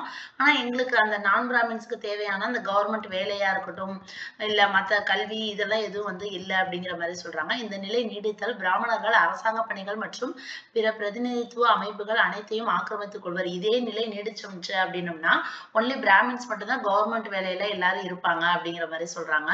செட்டி, கோமுட்டி, முதலியார், நாயுடு, நாயர் போன்ற சமுதாயத்தினர் சென்னை ராஜதானியின் பொருள் மற்றும் ஒழுக்க மேம்பாட்டு முன்னேற்றத்திற்கு பங்களிப்பு செய்திருப்பினும் இவர்கள் பின்னுக்கு தள்ளப்பட்டுள்ளனர். அதாவது சென்னை ராஜதானியில வந்து இவ்வளோ இது இவங்க, அதாவது மற்ற கேஸ்ட்ல உள்ளவங்களாம் முன்னேற்றத்துக்கு பங்களிப்பு செஞ்சிருந்தாலும் இவங்களெல்லாம் நீங்க பின்னுக்கு தள்ளிடுறீங்க. எனவே மக்கள் சுயாட்சி பெறுவதற்கு முன்பாக ஜாதி வேறுபாடுகள் நீக்கப்படுதல் வேண்டும். இதற்காக நீதி கட்சி பிரிட்டிஷ் ஆட்சிக்கு விசுவாசத்துடன் நன்றி கடன் பட்டிருக்கும். அப்ப இவங்க என்ன சொல்றாங்கன்னா, மக்கள் வந்து முதல்ல சுயாட்சி கிடைக்கிறதுக்கு முன்னாடி என்ன பண்ணணும், சாதி வேறுபாடுகள் நிறைய இருக்கு. பிராமின்ஸுக்கு ஒரு மாதிரியும் நான் பிராமின்ஸுக்கு ஒரு மாதிரியும் இருக்கு. அதனால நீதி கட்சி இப்ப என்ன பண்ண போகுது, பிரிட்டிஷுக்கு வந்து விசுவாசத்தோட இருக்க போகுது. ஏன்னா பிரிட்டிஷ் தான் வந்து யாருக்கும் எந்த இந்த ஜாதி முறை இதெல்லாம் வந்து பிரிட்டிஷ் பார்க்காது, எல்லாத்துக்கும் கல்வி கொடுக்கும், அந்த மாதிரிலாம் கொடுக்கறதுனால நாங்க வந்து பிரிட்டிஷுக்கு வந்து விசுவாசத்தோட இருக்கிறோம், நன்றி கடனோட இருக்கிறோம் அப்படின்னு சொல்லி நீதி கட்சி வந்து சொல்றாங்க. பிராமணர் அல்லாதோர் பிரகடனம் நீதி கட்சியின் குறிக்கோள், கொள்கை, திட்டங்கள் பற்றிய அடிப்படை ஆவணமாகும். ஓகேங்களா, அந்த பிராமணர் அல்லாதோர் பிரகடனத்துல என்ன சொல்லியிருக்காங்கன்னா, நீதி கட்சி ஒரு கட்சியோட குறிக்கோள் என்ன, கொள்கை என்ன, திட்டம், இதோட பேஸ் தான் வந்து அந்த பிராமணர் அல்லாதோர் பிரகடனம் அவங்க வெளியிட்டது. இந்த பிரகடனம் சென்னை ராஜதானி வாழ் பிராமணர் அல்லாதரின் மேக்னா கார்த்தா என்று வர்ணித்துள்ளார் சிதம்பரம் குடியரசு. அதாவது இப்ப இந்த பிராமணர் அல்லாதோர் பிரகடனம் இருக்குல்ல, இதை வந்து என்ன சொல்றாங்க அப்படின்னு பார்த்தீங்கன்னா, மேக்னா கர்த்தா அப்படின்னு யார் சொல்றாங்க, சிதம்பரம் குடியரசு அவங்க வந்து சொல்றாங்க. அடுத்த டாபிக், பிராமணர் அல்லாதோர் பிரகடனம் அடையாள அரசியல் அறிவிப்பாகவும் அழைப்பாகவும் இருந்தது. இந்த அறிவிப்பு பிராமணர் அல்லாதோருக்கு தனிப்பட்ட அடையாளம். இப்பதான் வந்து நான் பிராமின்ஸுக்குன்னு சொல்லி ஒரு தனி அடையாளமே வந்து கிடைக்குது, இந்த மாதிரி நம்ம கோரிக்கைகள்லாம் சொன்னதுக்கு அப்புறம். இது தற்கால தமிழ்நாட்டு அரசியலுக்கு புதிய வடிவத்தை தந்து புதிய பாதையையும் போட்டு கொடுத்தது. எனவே பிராமணர் அல்லாதோர் என்ற அடையாளத்தை வலிமைப்படுத்த இச்சொல் பிரகடனத்தில் 13 இடங்களில் பயன்படுத்தப்பட்டுள்ளது. எனினும் தேசிய பத்திரிகைகள் இந்த பிரகடனத்தை சர்ச்சைக்குரிய ஆவணமாகவே பார்த்தன. அதாவது இவங்க வந்து இதெல்லாம் பிரபலமா இது பண்றாங்க, ஆனா தேசிய பத்திரிகைகள் என்ன சொல்றாங்க, இது எல்லாமே ஒரு சர்ச்சைக்குரிய ஆவணமாக தான் பார்க்கிறாங்க. இதற்கு எதிராக நிறைய கண்டன குரல் எழுப்பின. எடுத்துக்காட்டாக இந்து பத்திரிகை இந்த பிரகடனத்தை மிகுந்த வேதனையோடும் வியப்போடும் பரிசீலித்ததாகவும் இதில் காணப்படும் பல விஷயங்கள் நியாயமற்றதாகவும், அதாவது இந்து பத்திரிகை வந்து இப்ப நீதி கட்சி அந்த பிராமணர் அல்லாதோர் பிரகடனம் சொன்னாங்கல்ல, அதை பத்தி இவங்க எல்லாமே அதுல சொன்ன விஷயங்கள் எல்லாமே வந்து நியாயம் இல்லாதது, எல்லாம் வந்து திரிச்சு சொல்றாங்க, இந்த மாதிரிலாம் வந்து சொல்றாங்க அப்படிங்கிற மாதிரி எந்த நியூஸ் பேப்பர்ல எழுதியிருக்காங்க, இந்து பத்திரிகையில வந்து இதை பத்தி சொல்லியிருக்கிறாங்க. இந்து நேசன் பத்திரிகை இப்புதிய சங்கம் துவங்கப்பட்டதை பற்றிய சந்தேகத்தை கிளப்பியது. அன்னி பெசன்ட்டின் நியூ ஏஜ் இந்த பிரகடனமும் நீதி கட்சியும் அகால மரணமடையும் என்று ஆருடம் கூறியது. அதாவது இந்து நேசன் அப்படிங்கிற ஒரு பத்திரிகை என்ன சொல்லுது, இந்த புதிய சங்கம் துவக்கப்பட்டதை பற்றிய ஒரு சந்தேகம் இருக்கு அப்படின்னு சொல்றாங்க. அதே மாதிரி அன்னி பெசன்ட்டின் நியூ ஏஜ் இப்பிரகடனமும் நீதி கட்சியும் அகால மரணம் அடையும் என்று ஆருடம் கூறியது. ஓகேங்களா, இது செட்டியாரின் பிரகடனம் என்று வர்ணித்த டைம்ஸ் ஆஃப் இந்தியா. அதாவது இது என்ன சொல்றாங்க, ஒரு செட்டியார் தானே அந்த நான் பிராமின்ஸ்க்கான பிரகடனம் இது பண்ணாங்க, அதனால டைம்ஸ் ஆஃப் இந்தியா என்ன சொல்லுது, இது செட்டியாரின் பிரகடனம் அப்படின்னு சொல்லுது. ஓகேங்களா, அதுக்கப்புறம் வந்து ஒன்று சேர்ந்து செயல்படக்கூடிய ஒருமித்த பிராமணர் அல்லாதோர் என்ற வகுப்பார் யாரும் இல்லை என்று கூறியது. இந்த பிரகடனமே ஒரு முறைகேடான கட்டுக்கதை, அரசியல் போலி புனைவு, கற்பனை செய்தி.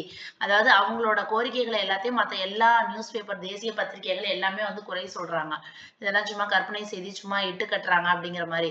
இந்த குற்றச்சாட்டுகளுக்கு பதிலளிக்கும் வகையில் பிராமணர் அல்லாதோர் என்ற நீதி கட்சி பத்திரிகை, கேலி பேசுவோர் பேசட்டும், பிராமணர் அல்லாதோர் சமுதாயம் எவராலும் தடுத்து நிறுத்த முடியாத அளவுக்கு முன்னேறும்.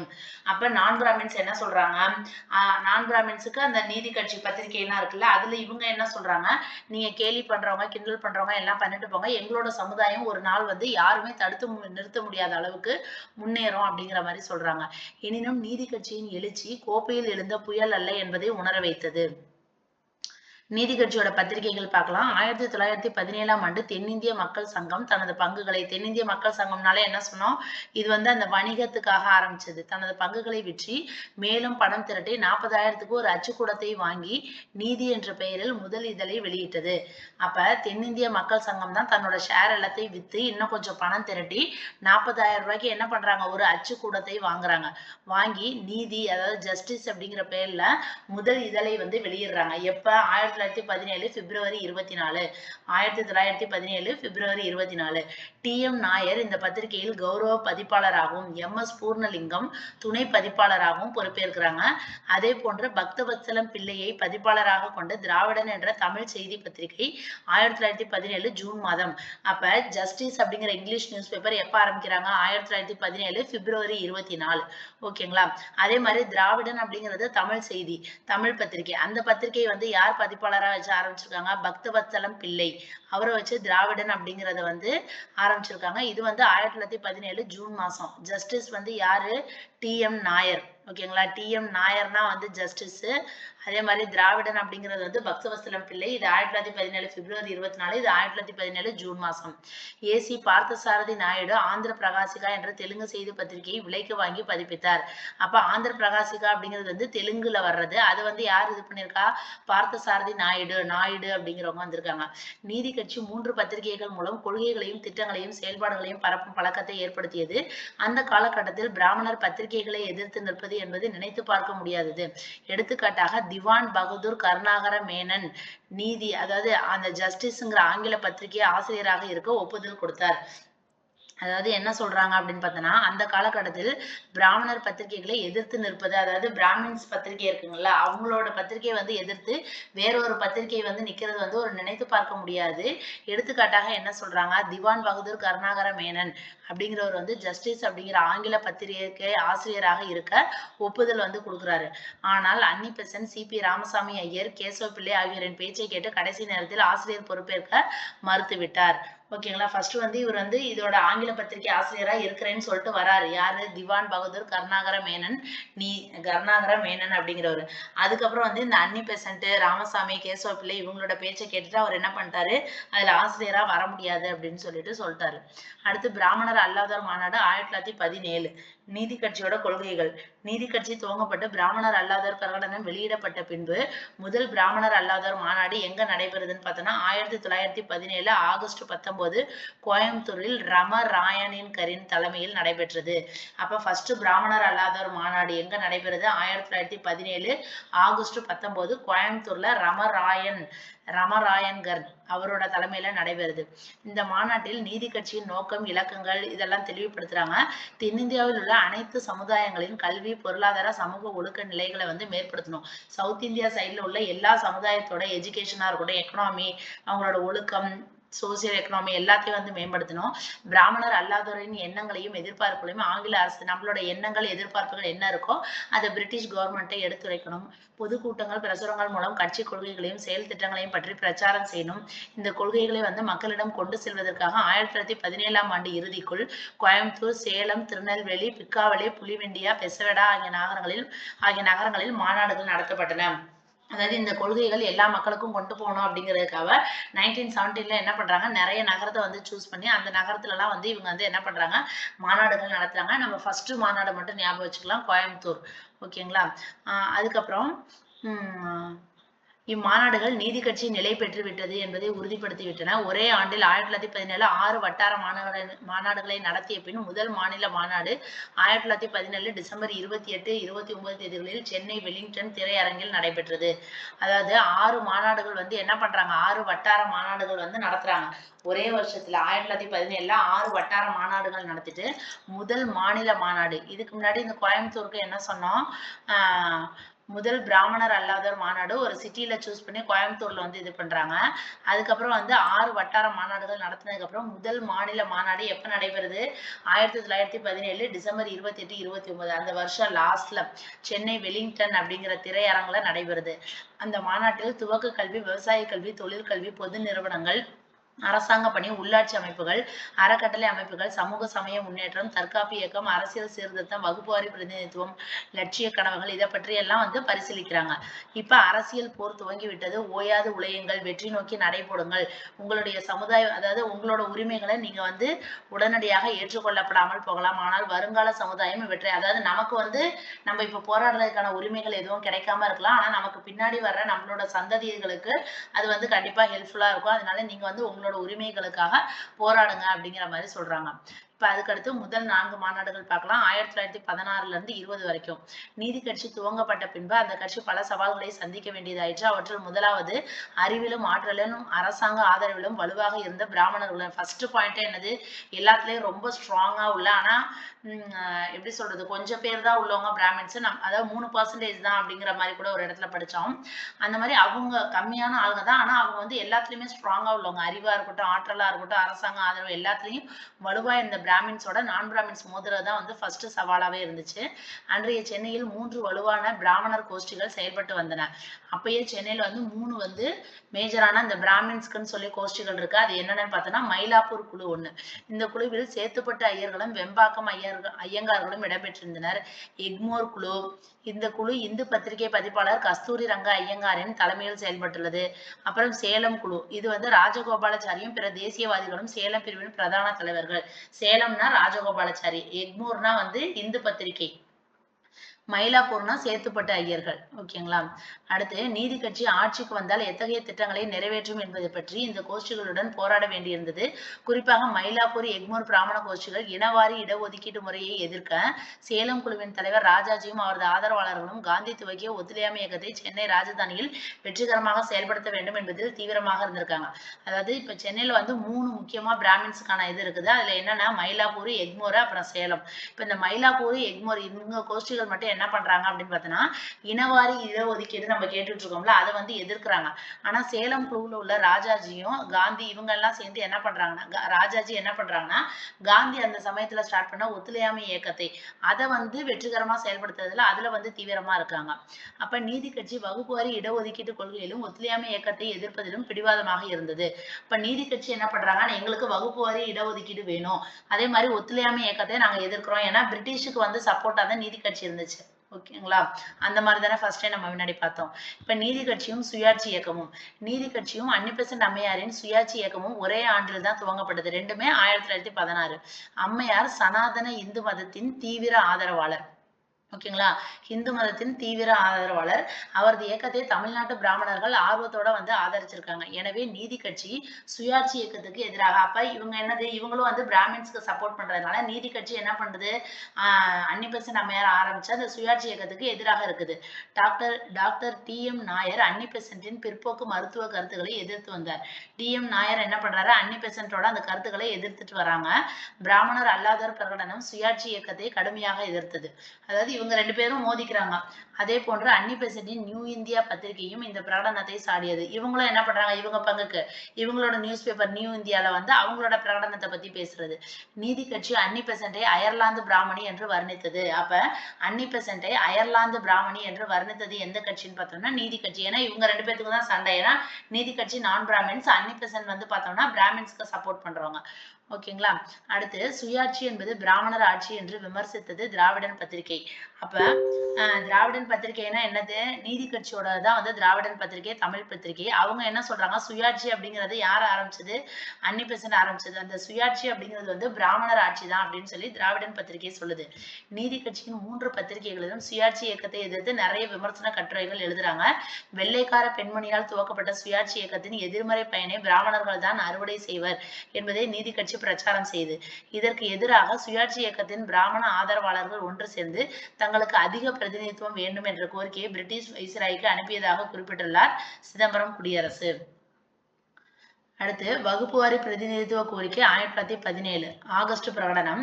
1917 ஆகஸ்ட் 20ஆம் தேதி இந்திய விவகார செயலாளர் எட்வின் மாண்டேகு வெளியிட்ட பிரகடனம் நீதி கட்சிக்கு ஒரு புதிய நம்பிக்கையும் உத்வேகத்தையும் கொடுத்தது. 1917 ஆகஸ்ட் 20ல மாண்டேகு என்ன பண்றாங்க, ஒரு பிரகடனம் வெளியிடுறாங்க. அது வந்து நீதி கட்சிக்கு ஒரு நம்பிக்கையை கொடுக்குது. இந்த பிரகடனம் அரசாங்கத்தில் இந்தியர்களுக்கு பிரதிநிதித்துவம் கொடுப்பது பற்றியும் சுயாட்சி உள்ளாட்சி நிறுவனங்கள் அமைப்பது பற்றி, அந்த பிரகடனத்துல அவங்க என்ன சொல்றாங்க, உங்களுக்கு வந்து இந்தியர்களுக்கு வந்து நாங்க பிரதிநிதித்துவம் கொடுக்குறோம் அப்படிங்கிற மாதிரி அவங்க சொல்றாங்க. இந்த அறிவிப்பை தங்களுக்கு சாதகமாகி கொண்ட நீதி கட்சியினர் என்ன பண்றாங்க, 1917 ஆகஸ்ட் மாத இறுதிக்குள் தமிழ்நாடெங்கும் பல மாநாடுகளை கூட்டி நீதி கட்சி தான் தீண்டத்தகாதோர் என்று ஒதுக்கி வைக்கப்பட்டோர் உள்ளிட்ட பிராமணர் அல்லாதோர் அனைவருக்கும் பொதுவான பிரதிநிதித்துவ கட்சி என்பதை கோடிட்டு காட்டி மக்களின் ஆதரவை திரட்டியது. அதாவது இப்ப 1917 இவங்க என்ன சொல்லிட்டாங்க, மாண்டேகு என்ன அறிக்கை வெளியிட்டிருக்காங்க, உங்களுக்கு வந்து அரசாங்கத்துல வந்து உங்களுக்குன்னு ஒரு இந்தியர்களுக்கு பிரதிநிதித்துவம் தருவோம்னு சொன்னேன்னா இதை வந்து நீதி கட்சி என்ன பண்ணிடுச்சு, தனக்கு சாதகமா எடுத்துக்கிட்டு அதே 1917 ஆகஸ்ட் மாசம் அந்த மாச இறுதிக்குள்ளாரே தமிழ்நாடெங்கும் வந்து பல மாநாடுகளை நடத்தி இந்த நீதி கட்சி தான் வந்து நம்மளை பிராமணர் அல்லாதோர், தீண்டத்தகாதவர், ஒதுக்கி வைக்கப்பட்டோர் இப்படிலாம் சொல்லி நம்மளை ஒதுக்கி வைக்கிறாங்க, நம்ம அதுக்கெல்லாம் சேர்ந்து நம்ம அதெல்லாம் ரெப்ரசன்ட் பண்ற மாதிரியான கட்சி தான் இது அப்படிங்கிற மாதிரி அவங்கள பத்தி சொல்லி மக்கள்கிட்ட அவங்களோட ஆதரவை வந்து திரட்டுறாங்க. செட்டி அனுப்பிய கேபிள். நீதி கட்சி தலைவர் தியாகராய செட்டி காலம் கடத்தாமல் மாண்டேயக்கு ஒரு கடலடி தந்தி அனுப்பினார். அப்ப இந்த மாதிரி இதுக்குள்ள கலைச்சொற்கள் வந்து கேட்க வாய்ப்பு இருக்கு. கடலடி தந்தி அப்படின்னம்னா என்னது? கேபிள். கடலடி தந்தினா என்னது? கேபிள். நீதி கட்சியோட தலைவர் யாரு? தியாகராய செட்டி என்ன பண்றாரு? உடனே வந்து அந்த அறிக்கை வெளியிட்டார்ல, மாண்டேயக்கு ஒரு தந்தி அனுப்புறாரு. அதுல என்ன சொல்றாருன்னா, அதில் பிராமணர் அல்லாதோருக்கு தனியே வாக்காளர் தொகுதிகள் வேண்டும் என்றும், வகுப்புவாரி பிரதிநிதித்துவ அடிப்படையில் அரசாங்க பணிகளில் இடஒதுக்கீடு செய்யப்பட வேண்டும் என்றும் கோரிக்கை வைக்கிறார். அதாவது நான் பிராமின்ஸ்க்கு நீங்க வந்து இந்தியர்களுக்கு பிரதிநிதித்துவம் தரேன்னு சொல்லி சொன்னீங்கல்ல, எங்களுக்குள்ளார பிராமின்ஸ் நான் பிராமின்ஸ்னு பிரிஞ்சிருக்கும். அதனால எங்களுக்கு வந்து வகுப்புவாரி பிரதிநிதித்துவம் அடிப்படையில எங்களுக்கு கவர்மெண்ட்ல வேலை கொடுக்கணும், ரிசர்வேஷன் கொடுக்கணும் அப்படிங்கிற மாதிரி இவர் கோரிக்கை வைக்கிறாரு. இந்த இடஒதுக்கீடு மிண்டோ மார்லி சீர்திருத்தங்கள் 1909 அடிப்படையில் முஸ்லிம்களுக்கு அளிக்கப்பட்ட இடஒதுக்கீட்டுக்கு இணையாக இருக்க வேண்டும் என்று வலியுறுத்துறாரு. அவர் வந்து என்ன சொல்றாருன்னா, மிண்டோ மார்லி சீர்திருத்தம் 1909 அந்த பேஸ்ல முஸ்லிம்களுக்கு எப்படி ரிசர்வேஷன் இருந்துச்சோ அது மாதிரி இணையாக இதுவும் இருக்கணும் அப்படிங்கிற மாதிரி தியாகராய செட்டி வந்து கேபிள், அதாவது கடலடி தந்தி வழியாக அந்த மாண்டேயக்கு வந்து ஒரு இது வந்து கொடுக்குறாரு. ஓகேங்களா? கோரிக்கை வைக்கிறாரு. இப்ப சென்னை மாகாண சங்கம். நீதி கட்சியின் நிலைப்பாட்டை அறிந்த பிராமணர் அல்லாத பிரபல காங்கிரஸ்காரர்களான ஈவே ராமசாமி நாயக்கர், திருவி கல்யாண சுந்தரம் முதலியார், பி வரதராஜனு நாயுடு, பி கேசவ பிள்ளை ஆகியோர் சென்னை மாகாண சங்கம் என்ற அமைப்பை துவக்கினர். இப்ப நீதி கட்சியோட நிலைப்பாட்டை நல்லா அறிஞ்சவங்க யாரு? அதாவது காங்கிரஸ்குள்ளாரே நான் பிராமின்ஸ் இருப்பாங்கல்ல, காங்கிரஸ்லயே பிராமின்ஸ் நான் பிராமின்ஸ் இருப்பாங்க. இப்ப நீதி கட்சி ஒன்லி நான் பிராமின்ஸை மட்டும் தான் போக்கஸ் பண்ணுதுன்ட்டு காங்கிரஸ்குள்ளார இருந்து பிராமணர் இல்லாதவங்க வெளியில வராங்க. அவங்க யாராருன்னா, பெரியார் ஈவேரா, அப்புறம் திருவிகா, அப்புறம் பி வரதராஜலு நாயுடு, பி கேசவ பிள்ளை, இவங்க எல்லாம் சேர்ந்து என்ன பண்றாங்க? சென்னை மாகாண சங்கம் அப்படிங்கறது ஒண்ணு அமைப்ப ஆரம்பிக்கிறாங்க. சென்னை மாகாண சங்கம். இந்த சங்கம் நீதி கட்சிக்கு போட்டியாக துவங்கப்பட்டது. நீதி கட்சியும் நான் பிராமின்ஸ் தான், இந்த சென்னை மாகாண சங்கமும் நான் பிராமின்ஸ் தான். ஆனா இவங்க வந்து காங்கிரஸ்ல இருந்து வெளியில வந்தவங்க. அப்ப இவங்க ரெண்டு பேத்துக்கும் போட்டி. சென்னை மாகாண சங்கமும் தாழ்த்தப்பட்டவர் மற்றும் பிற்படுத்தப்பட்டவர் நலனுக்காக அப்ப அவங்களும் என்ன சொல்றாங்க? தாழ்த்தப்பட்டவங்க, பிற்படுத்தப்பட்டவங்க உங்களுக்காக போராடுறதுக்காக தான் இந்த இது ஆரம்பிச்சிருக்கதா சொல்றாங்க. அதே சமயம் அந்த சங்கம் பிரிட்டிஷ் அரசாங்கத்தை, ஆனா நீதி கட்சி வந்து பிரிட்டிஷ் அரசாங்கத்தை சப்போர்ட் பண்ணுச்சு. ஆனா சென்னை மாகாண சங்கம் வந்து என்ன பண்ணுது? பிரிட்டிஷ் அரசாங்கத்தை வந்து எதிர்க்குது. இந்த புதிய சங்கத்தை பிராமணர் ஆதரவு பத்திரிகைகள் வரவேற்றன. அதாவது இந்த புதுசா ஒரு சங்கம் ஆரம்பிச்சிருக்காங்கல்ல, சென்னை மாகாண சங்கம், அவங்கள வந்து பிராமின்ஸ் ஆதரிக்கிறாங்கல்ல, அந்த பத்திரிகைகள் வந்து வரவேற்கிறாங்க. ஆனால் நீதி கட்சியினர் சென்னை மாகாண சங்கம் பிராமணர் அல்லாதோர் ஒற்றுமையை வந்து உருக்குலைக்க மேற்கொள்ளப்பட்ட முயற்சி. ஆனா நீதி கட்சி மட்டும் என்ன பண்ணுது? அவங்கள வந்து குற்றம் சொல்றாங்க. நாங்க வந்து எல்லாம் ஒற்றுமையா இருக்கிறோம், நான் பிராமின்ஸ், அதை வந்து நீங்க கலைக்கிறதுக்காக இந்த மாதிரி ஆரம்பிச்சிருக்கீங்க, காங்கிரஸ்குள்ளார இருந்தே இப்படி பிரிஞ்சு ஆரம்பிச்சிருக்கீங்க அப்படிங்கிற மாதிரி குற்றம் சொல்றாங்க. அன்னி பெசன்ட் அம்மையாரும் பிற பிராமண தலைவர் நீதி கட்சியின் செல்வாக்கை குறைப்பதற்காகவே மேற்கொண்டது. அதுல யாரு நினைச்சுக்கிறாங்க? அன்னி பெசன்ட் அம்மையார் தானே, அயர்லாந்துல இருந்து வந்த பிராமணி. அவங்களும் பிராமண தலைவர்களும் எல்லாம் சேர்ந்து நீதி கட்சி வந்து டவுன் பண்ணணும் அப்படிங்கிறதுக்காக வேற ஒரு நான் பிராமின்ஸ் வச்சு ஒரு இது ஆரம்பிச்சிருக்காங்க. இது அவங்க பண்ண சதி அப்படிங்கிற மாதிரி பேசிக்கிறாங்க. ஈவே ராமசாமி நாயக்கர் சென்னை மாகாண சங்கத்தின் துணைத் தலைவராக இருந்தார். அந்த சென்னை மாகாண சங்கம் ஆரம்பிக்கிறார் பாத்தீங்களா, அதுல உள்ள துணைத் தலைவர் யாருன்னா ஈவே ராமசாமி. நீதி கட்சியின் பரம எதிரியாக இருந்த ராவ் பகதூர் பி கேசவ பிள்ளை பிராமண தலைவர்களின் ஆதரவோடும் ஆசையோடும் சென்னை மாகாண சங்கத்துக்கு தலைமை தாங்கி நீதி கட்சியை நிந்தித்து வந்தார். அப்ப நீதி கட்சியோட பரம எதிரி யாருன்னு பார்த்தோம்னா ராவ் பகதூர் பி கேசவ பிள்ளை. நீதி கட்சியோட எதிரி யாரு? ராவ் பகதூர் பி கேசவ பிள்ளை. இவர் வந்து என்ன பண்றாருன்னா, அந்த சென்னை மாகாண சங்கத்துக்கு தலைவரா இருக்காரு. துணைத் தலைவர் வந்து பெரியாரு, தலைவர் வந்து கேசவ பிள்ளை. இவர் தான் வந்து நீதி கட்சிக்கு வந்து மெயின் எதிரி. ஓகேங்களா? இப்ப மாண்டேகவின் சென்னை வருகை 1917. ஓகேங்களா? கோரிக்கை. எட்வின் மாண்டேகம் 1917 டிசம்பர் 14ஆம் தேதி தமிழ்நாட்டில் இருந்த பிரதிநிதித்துவ அமைப்புகள் மற்றும் உள்ள பிரமுகர்களின் கருத்துக்களையும் திட்டங்களையும் பற்றி அறிந்து கொள்வதற்காக சென்னை வர்றாரு. மாண்டேகம் என்ன பண்றாரு? தமிழ்நாட்டுல உள்ள அவங்களோட கருத்துக்கள் என்ன, அவங்களோட திட்டங்கள் என்ன அப்படிங்கறத தெரிஞ்சுக்கணும் அப்படிங்கிறதுக்காக அவர் வந்து சென்னை வர்றாரு. நீதி கட்சியின் சார்பாக ஓ கந்தசாமி செட்டியும், நீதி கட்சியோட சார்பா யார் வராங்க? கந்தசாமி செட்டி. சென்னை மாகாண சங்கத்தின் சென்னை மாகாண சங்கம்னா யாரு? காங்கிரஸ்குள்ளார இருந்து நான் பிராமின்ஸ் ஆரம்பிச்சாங்கல்ல, இந்த பெரியாரு, திருவிகா, அவங்க சார்பாக கேசவ பிள்ளையும் மாண்டேகவையும் வந்து சந்திக்கிறாங்க. ரெண்டு கட்சி தனித்தனியா சந்திக்கிறாங்க. நீதி கட்சி சார்பாக கந்தசாமி செட்டி, சென்னை மாகாண சங்கத்தின் சார்பாக கேசவ பிள்ளை. இப்ப நீதி கட்சியின் சார்பாக அளிக்கப்பட்ட பொதுநிலை அறிக்கை என்ன சொல்றாங்கன்னா, 5 வகுப்பினருக்கு பிரதிநிதித்துவம், அதாவது 5 வகுப்பினருக்கு இவங்க பிரதிநிதித்துவம் கேட்கிறாங்க. அது யாராருன்னா பலிஜா நாயுடுகள், பிள்ளைமார்கள், வேளாள முதலியார், செட்டியார், பஞ்சமர். இவர்களோடு 4 பிராமணர் வகுப்பாரும் பிரதிநிதித்துவம் பிரதிநிதித்துவம் கோரப்படுது. இந்த 5 இது இல்லாம 4 பிராமின் வகுப்புகளுக்கும் வந்து என்ன பண்றாங்க, பிரதிநிதித்துவம் கேட்கிறாங்க. அதாவது நீதி கட்சி பிராமணர்களையும் உள்ளிட்ட அனைத்து வகுப்பினருக்கும். அப்ப நீதி கட்சி என்ன பண்றாங்க பாருங்க, நான் பிராமின்ஸுக்கு மட்டும் அவங்க வந்து பிரதிநிதித்துவம் கேட்கல. அவங்களுக்குள்ளாரே 5 பேத்துக்கு நான் பிராமின்ஸ் பிரிவு கேட்டாலும் பிராமின்ஸுக்குள்ளாரே உள்ள 4 பிராமின் வகுப்புக்கும் சேர்த்து கேட்கிறாங்க. ஓகேங்களா, நல்லா புரிஞ்சுப்பீங்கன்னு நினைக்கிறேன். நீதி கட்சி வந்து பிராமணர்களையும் உள்ளிட்ட அனைத்து வகுப்பினருக்கும் விகிதாச்சார பிரதிநிதித்துவம் கேட்டது அப்படிங்கிறது வந்து நம்ம வந்து நினைவுல வச்சுக்கணும். நிராகரிப்பு. நீதி கட்சியின் கோரிக்கைக்கு சென்னை மாகாண சங்கமும் ஆதரவு அளித்தது. யார் இந்த சென்னை மாகாண சங்கம்? காங்கிரஸ்ல இருந்து பிரிஞ்சு வந்த அந்த நான் பிராமின்ஸ், பெரியார் ஆரம்பிச்சாங்க பாத்தீங்களா, அந்த இது அவங்க என்ன சொல்றாங்க, நீதி கட்சியோட கோரிக்கையை வந்து அக்செப்ட் பண்ணிக்கிறாங்க. ஏன்னு கேட்டோம்னா நீதி கட்சி என்ன பண்ணுது, நான் பிராமின்ஸுக்கும் பிரதிநிதித்துவம் கேக்குது, பிராமின்ஸுக்கும் பிரதிநிதித்துவம் கேக்குது. அப்ப இவங்க வந்து அதை அக்செப்ட் பண்ணிக்கிறாங்க. கேசவ பிள்ளை சென்னை மாகாண காங்கிரஸ் கமிட்டி உறுப்பினர்களின் ஒப்புதலை பெற்றுத் தருவதில் வெற்றி பெற்றார். அப்ப இந்த கேசவ பிள்ளை வந்து யார் சார்பா வந்தாங்க, சென்னை மாகாண சங்கம் சார்பாக வந்தாங்க. அவங்க வந்து அந்த உறுப்பினர்களோட ஒப்புதலை பெற்றுத் தர்றதுல அவங்க வெற்றி பெற்றுட்டாங்க. சென்னை ராஜதானி ஆளுநர் பாரன் பென்ட்லாந்த் இம்முயற்சிக்கு ஆதரவு அளிக்கிறார். சென்னை ராஜதானியோட ஆளுநர் யார் இருக்காருங்க, பாரன் பென்ட்லாந்து. மெயில் பத்திரிகையும் வகுப்புவாரி பிரதிநிதித்துவ கோரிக்கைக்கு ஆதரவாக எழுதியது. மெயில் அப்படிங்கிற ஒரு பத்திரிகை இருக்குது, அதுவும் வந்து இந்த வகுப்புவாரி பிரதிநிதித்துவ கோரிக்கை வச்சாங்கல்ல, அதுக்கு வந்து சப்போர்ட் பண்றாங்க. ஆனால் மாண்டேக, ஆனா யார்கிட்ட சொன்னாங்க, மெயினா மாண்டேகிட்ட தான் சொன்னாங்க. எல்லாரும் இவங்களோட நீதி கட்சியோட கோரிக்கையை அக்செப்ட் பண்ணிக்கிறாங்க. பட் ஆனா இந்த மாண்டேக மட்டும் என்ன பண்ணிட்டாரு, இந்த கோரிக்கையை ஏற்கல. ஆக்சுவலா இவர் தான் ஏற்கணும், இவர் ஏற்கல.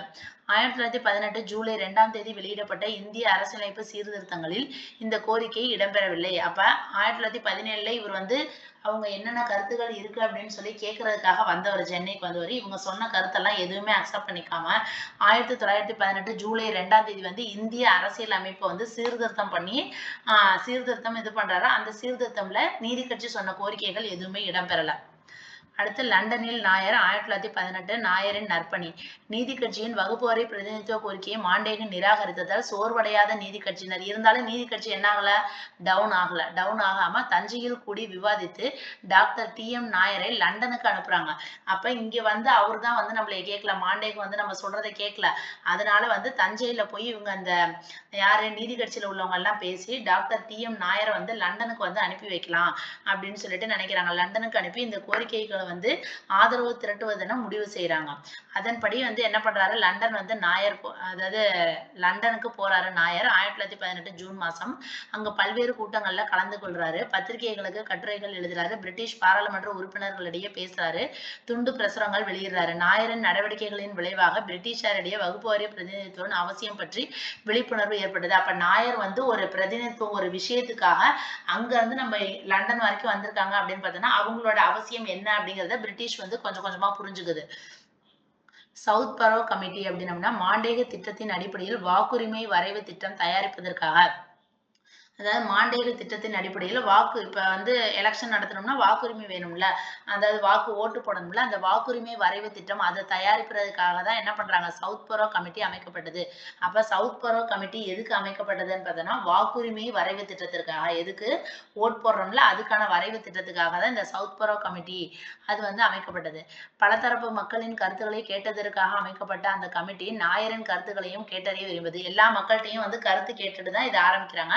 அந்த கமிட்டியில அங்க நாயர் வந்தார்ல லண்டனுக்கு, அவர்கிட்டையும் வந்து கருத்து கேட்கிறாங்க. ஆனால் நாயர் வந்து அந்த கமிட்டியில் VS சீனிவாச சாஸ்திரியும் சுரேந்திரநாத் பானர்ஜி மட்டுமே இடம்பெற்றிருந்தனர். ஆனால் அதாவது நாயர்கிட்டையும் வந்து கருத்துக்களை வந்து கேட்டறிய விரும்புது. ஆனால் நாயர் என்ன சொல்றாங்க, அந்த கமிட்டியில் VS சீனிவாச சாஸ்திரி, சுரேந்திரநாத் பானர்ஜி மட்டுமே இடம்பெற்றிருக்காங்க. பிராமணர் அல்லாதோர் சார்பில் எவரும் இடம்பெறவில்லை என்ற காரணத்தை கூறி அந்த கூட்டத்தை வந்து என்ன பண்ணிட்டாரு, புறக்கணிச்சிட்டாரு. அதாவது ஒரு கமிட்டி போடுறாங்க அப்படின்னு பார்த்தோன்னா அதுல 2 சமூகம் இருக்கிறாங்க அப்படின்னம்னா இவங்களை பிரதிநிதித்துவப்படுத்தி இவங்க ஒரு ஆள் அவங்க ஒரு ஆள் இருக்கணும். ஆனா அந்த கமிட்டியில உள்ளவங்க எல்லாருமே யாரு, VS சீனிவாச சாஸ்திரி, சுரேந்திரநாத் பானர்ஜி, அதாவது நான் பிராமின்ஸ் ஒருத்தர் கூட இல்ல. அதனால நாயர் வந்து அந்த கமிட்டிக்கு என்னோட கருத்தை நான் வந்து சொல்ல முடியாது அப்படின்னு சொல்லிட்டு அந்த கூட்டத்தையே வந்து புறக்கணிச்சிடுறாரு. எனினும் டாக்டர் TM நாயர் லண்டனில் தங்கியிருந்த 6 மாத காலத்தில் லண்டனில் இருந்த இந்தியர் மற்றும் இந்தியர் அல்லாத, குறிப்பாக பிரிட்டிஷ் பாராளுமன்ற உறுப்பினர்கள் மற்றும் இந்திய ஆட்சித்துறை அதிகாரிகளின் ஆதரவை பெறுவதில் வெற்றி பெற்றார்.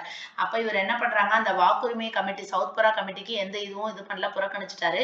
இருந்தாலும் அவர் லண்டன்லயே வந்து 6 மந்த் இருந்தது மூலியமாக லண்டன்ல இருக்கிற பிரிட்டிஷ் பாராளுமன்ற உறுப்பினர்கள்ட்ட அவங்க எதுக்காக வந்தாங்க, அந்த வகுப்புவாரி பிரதிநிதித்துவம் வேணும்னு சொல்லிட்டு அதுல வந்து வெற்றி பெற்றுட்டாரு. யாரு? Doctor T M. நாயர். கூட்டு தேர்வுக்குழு 1919 மாண்டேகு சீர்திருத்தத்தின் அடிப்படையில் இந்திய அரசாங்க சட்டத்தை இறுதி செய்வதற்கு பலதரப்பு கருத்துக்களையும் பரிசீலிப்பதற்கான ஒரு கூட்டு தேர்வுக்குழு அமைக்கப்பட்டது. இப்போ மாண்டேகு சீர்திருத்தத்தின் அடிப்படையில ஒரு கவர்மெண்ட் ஆஃப் இந்தியா ஆக்ட் வந்து போட போறாங்க. அது இறுதி செய்யறதுக்கு முன்னாடி எல்லாத்தோட தரப்பு கருத்துக்களையும் கேட்கறதுக்காக ஒரு கூட்டு தேர்வுக்குழு வந்து போடுறாங்க. ஓகேங்களா? ஜாயிண்ட் செலக்ட் கமிட்டி எல்லாரும் சேர்ந்து இருக்கிற மாதிரி ஒரு கமிட்டி வந்து ஃப்ரேம் பண்றாங்க. லண்டனில் கூடிய அந்த குழு கூட்டத்தில் பங்கேற்பதற்காக ஆற்காடு ராமசாமி முதலியார், கூர்ம வெங்கட ரெட்டி நாயுடு, கோகா அப்பாராவ் நாயுடு, எஸ்.கே. துளசிராம் ஆகிய 4 கொண்ட நீதி கட்சியின் தூதுக்குழு வந்து சென்றது. ஓகேங்களா? அந்த இதுல பார்ட்டிசிபேட் பண்றதுக்காக இவங்க வந்து வராங்க. இந்த தூதுக்குழு அல்லாமல் அகில இந்திய நிலஜ்வான்தார்கள் சங்கம் மற்றும் சென்னை ஜமீன்தார்கள் சங்கம் சார்பாக ராமராயணன்கரும் இவங்களும் என்ன பண்றாங்க, லண்டனுக்கு வந்து போறாங்க. எல்லாமே ஏன்னா இது என்ன கமிட்டின்னு சொல்லியிருக்காங்க, ஜாயிண்ட் செலக்ட் கமிட்டி அப்படிங்கிறதுனால எல்லாருமே வந்து வராங்க. இத்தேர்வு கூட்டத்தில் கலந்து கொள்வதற்காக இருந்த டாக்டர் நாயர் இறந்து விட்டமையால் அவருக்கு பதில் ரெட்டி நாயுடு கலந்து கொண்டார். இதுல வந்து கலந்துக்கலாம்னு சொல்லிட்டு டாக்டர் நாயர் இருந்திருக்காரு. ஆனா அவர் இறந்ததுனால அவருக்கு பதிலாக ரெட்டி நாயுடு வந்து கலந்துக்கிறாரு. அவர்கள் அனைவரும் கூட்டு தேர்வு குழு கூட்டத்தில் கலந்து கொண்டு சாட்சி அளிக்கிறாங்க. இவர்கள் லண்டனில் தங்கியிருந்த போது லேபர் மற்றும் லிபரல் கட்சியினரின் ஆதரவை பெறாங்க. இவங்க எல்லாம் வந்து லண்டன்ல தங்கியிருக்கிறப்ப வேற ஒரு கட்சியோட ஆதரவை பெறாங்க. அந்த கட்சி என்னன்னு பார்த்தீங்கன்னா லேபர் மற்றும் லிபரல். இவர்களின் லண்டன் செலவின் விளைவாக நீதி கட்சியின் வகுப்புவாரி பிரதிநிதித்துவ கோரிக்கைக்கு ஆதரவான சூழ்நிலை உருவாயிற்று. அப்ப இவங்க லண்டன் போய் இது பண்ணது விளைவாக என்ன ஆயிடுச்சு, நமக்கு வகுப்புவாரி பிரதிநிதித்துவம் வந்து கிடைச்சிருக்குது. மெஸ்டன் நடுவர் தீர்ப்பு 1920 சாதகமற்ற தீர்ப்பு. நீதி கட்சியின் இடைவிடாத நம்பிக்கையுடன் கூடிய நடவடிக்கைகளின் விளைவாக கூட்டு தேர்வுக்குழு நடத்துறாங்க. ஓகேங்களா? அதன் முக்கிய பரிந்துரையை வந்து அறிவிக்கிறாங்க. கூட்டு தேர்வுக்குழுல இவங்க எல்லாம் பார்ட்டிசிபேட் பண்றதுக்கு எல்லாருமே அங்க போய் அவங்களோட கருத்துக்களை சொல்லியிருக்காங்க. அதன்படி சென்னை ராஜதானியில் பிராமணர் அல்லாதோருக்கும் பிராமணர்களுக்கும் வகுப்புவாரி பிரதிநிதித்துவம் கொடுக்க வேண்டும் என்பதே அந்த பரிந்துரை. அப்ப நீதி கட்சி அந்த கோரிக்கை வச்சாங்க பாத்தீங்களா, அந்த ஃபர்ஸ்ட் அந்த மாண்டே கிட்ட சொன்னாங்கல்ல, அந்த கோரிக்கையை வந்து இவங்க வந்து அக்செப்ட் பண்ணிக்கிட்டாங்க. ஏன்னா டி.எம். நாயர் வந்து இதுக்காகவே லண்டனுக்கு வந்து போய் அவர் வந்து இறந்தே போயிட்டாரு. அதுக்கப்புறம் பிரிட்டிஷும் கூட்டு தேர்வுக்குழு இதெல்லாம் போட்டு எல்லாரும் சொன்னதுனால அதை வந்து அக்செப்ட் பண்ணிக்கிட்டு சென்னையில வந்து நான் பிராமின்ஸ் நான் பிராமின்ஸ் 2 பேத்துக்கும் வகுப்புவாரி பிரதிநிதித்துவம் வந்து கொடுப்போம் அப்படின்னு சொல்லி இந்த பரிந்துரையில சொல்லிட்டாங்க. இந்த இரு சாராருக்கும் சென்னை சட்டமன்றத்தில் எத்தனை இடங்கள் ஒதுக்கீடு செய்வது என்பதை சென்னை அரசாங்கமும் அங்குள்ள கட்சிகளும் தான் முடிவு செய்ய வேண்டும் என்பதை கூட்டு தேர்வுக்குழு தெளிவுபடுத்தியது. அதாவது ஒவ்வொருத்தவங்களுக்கு எவ்வளவு இடம் அப்படிங்கிறத அவங்களே முடிவு பண்ணணும் அப்படிங்கறதையும் இந்த தேர்வுக்குழு வந்து சொல்லிட்டாங்க.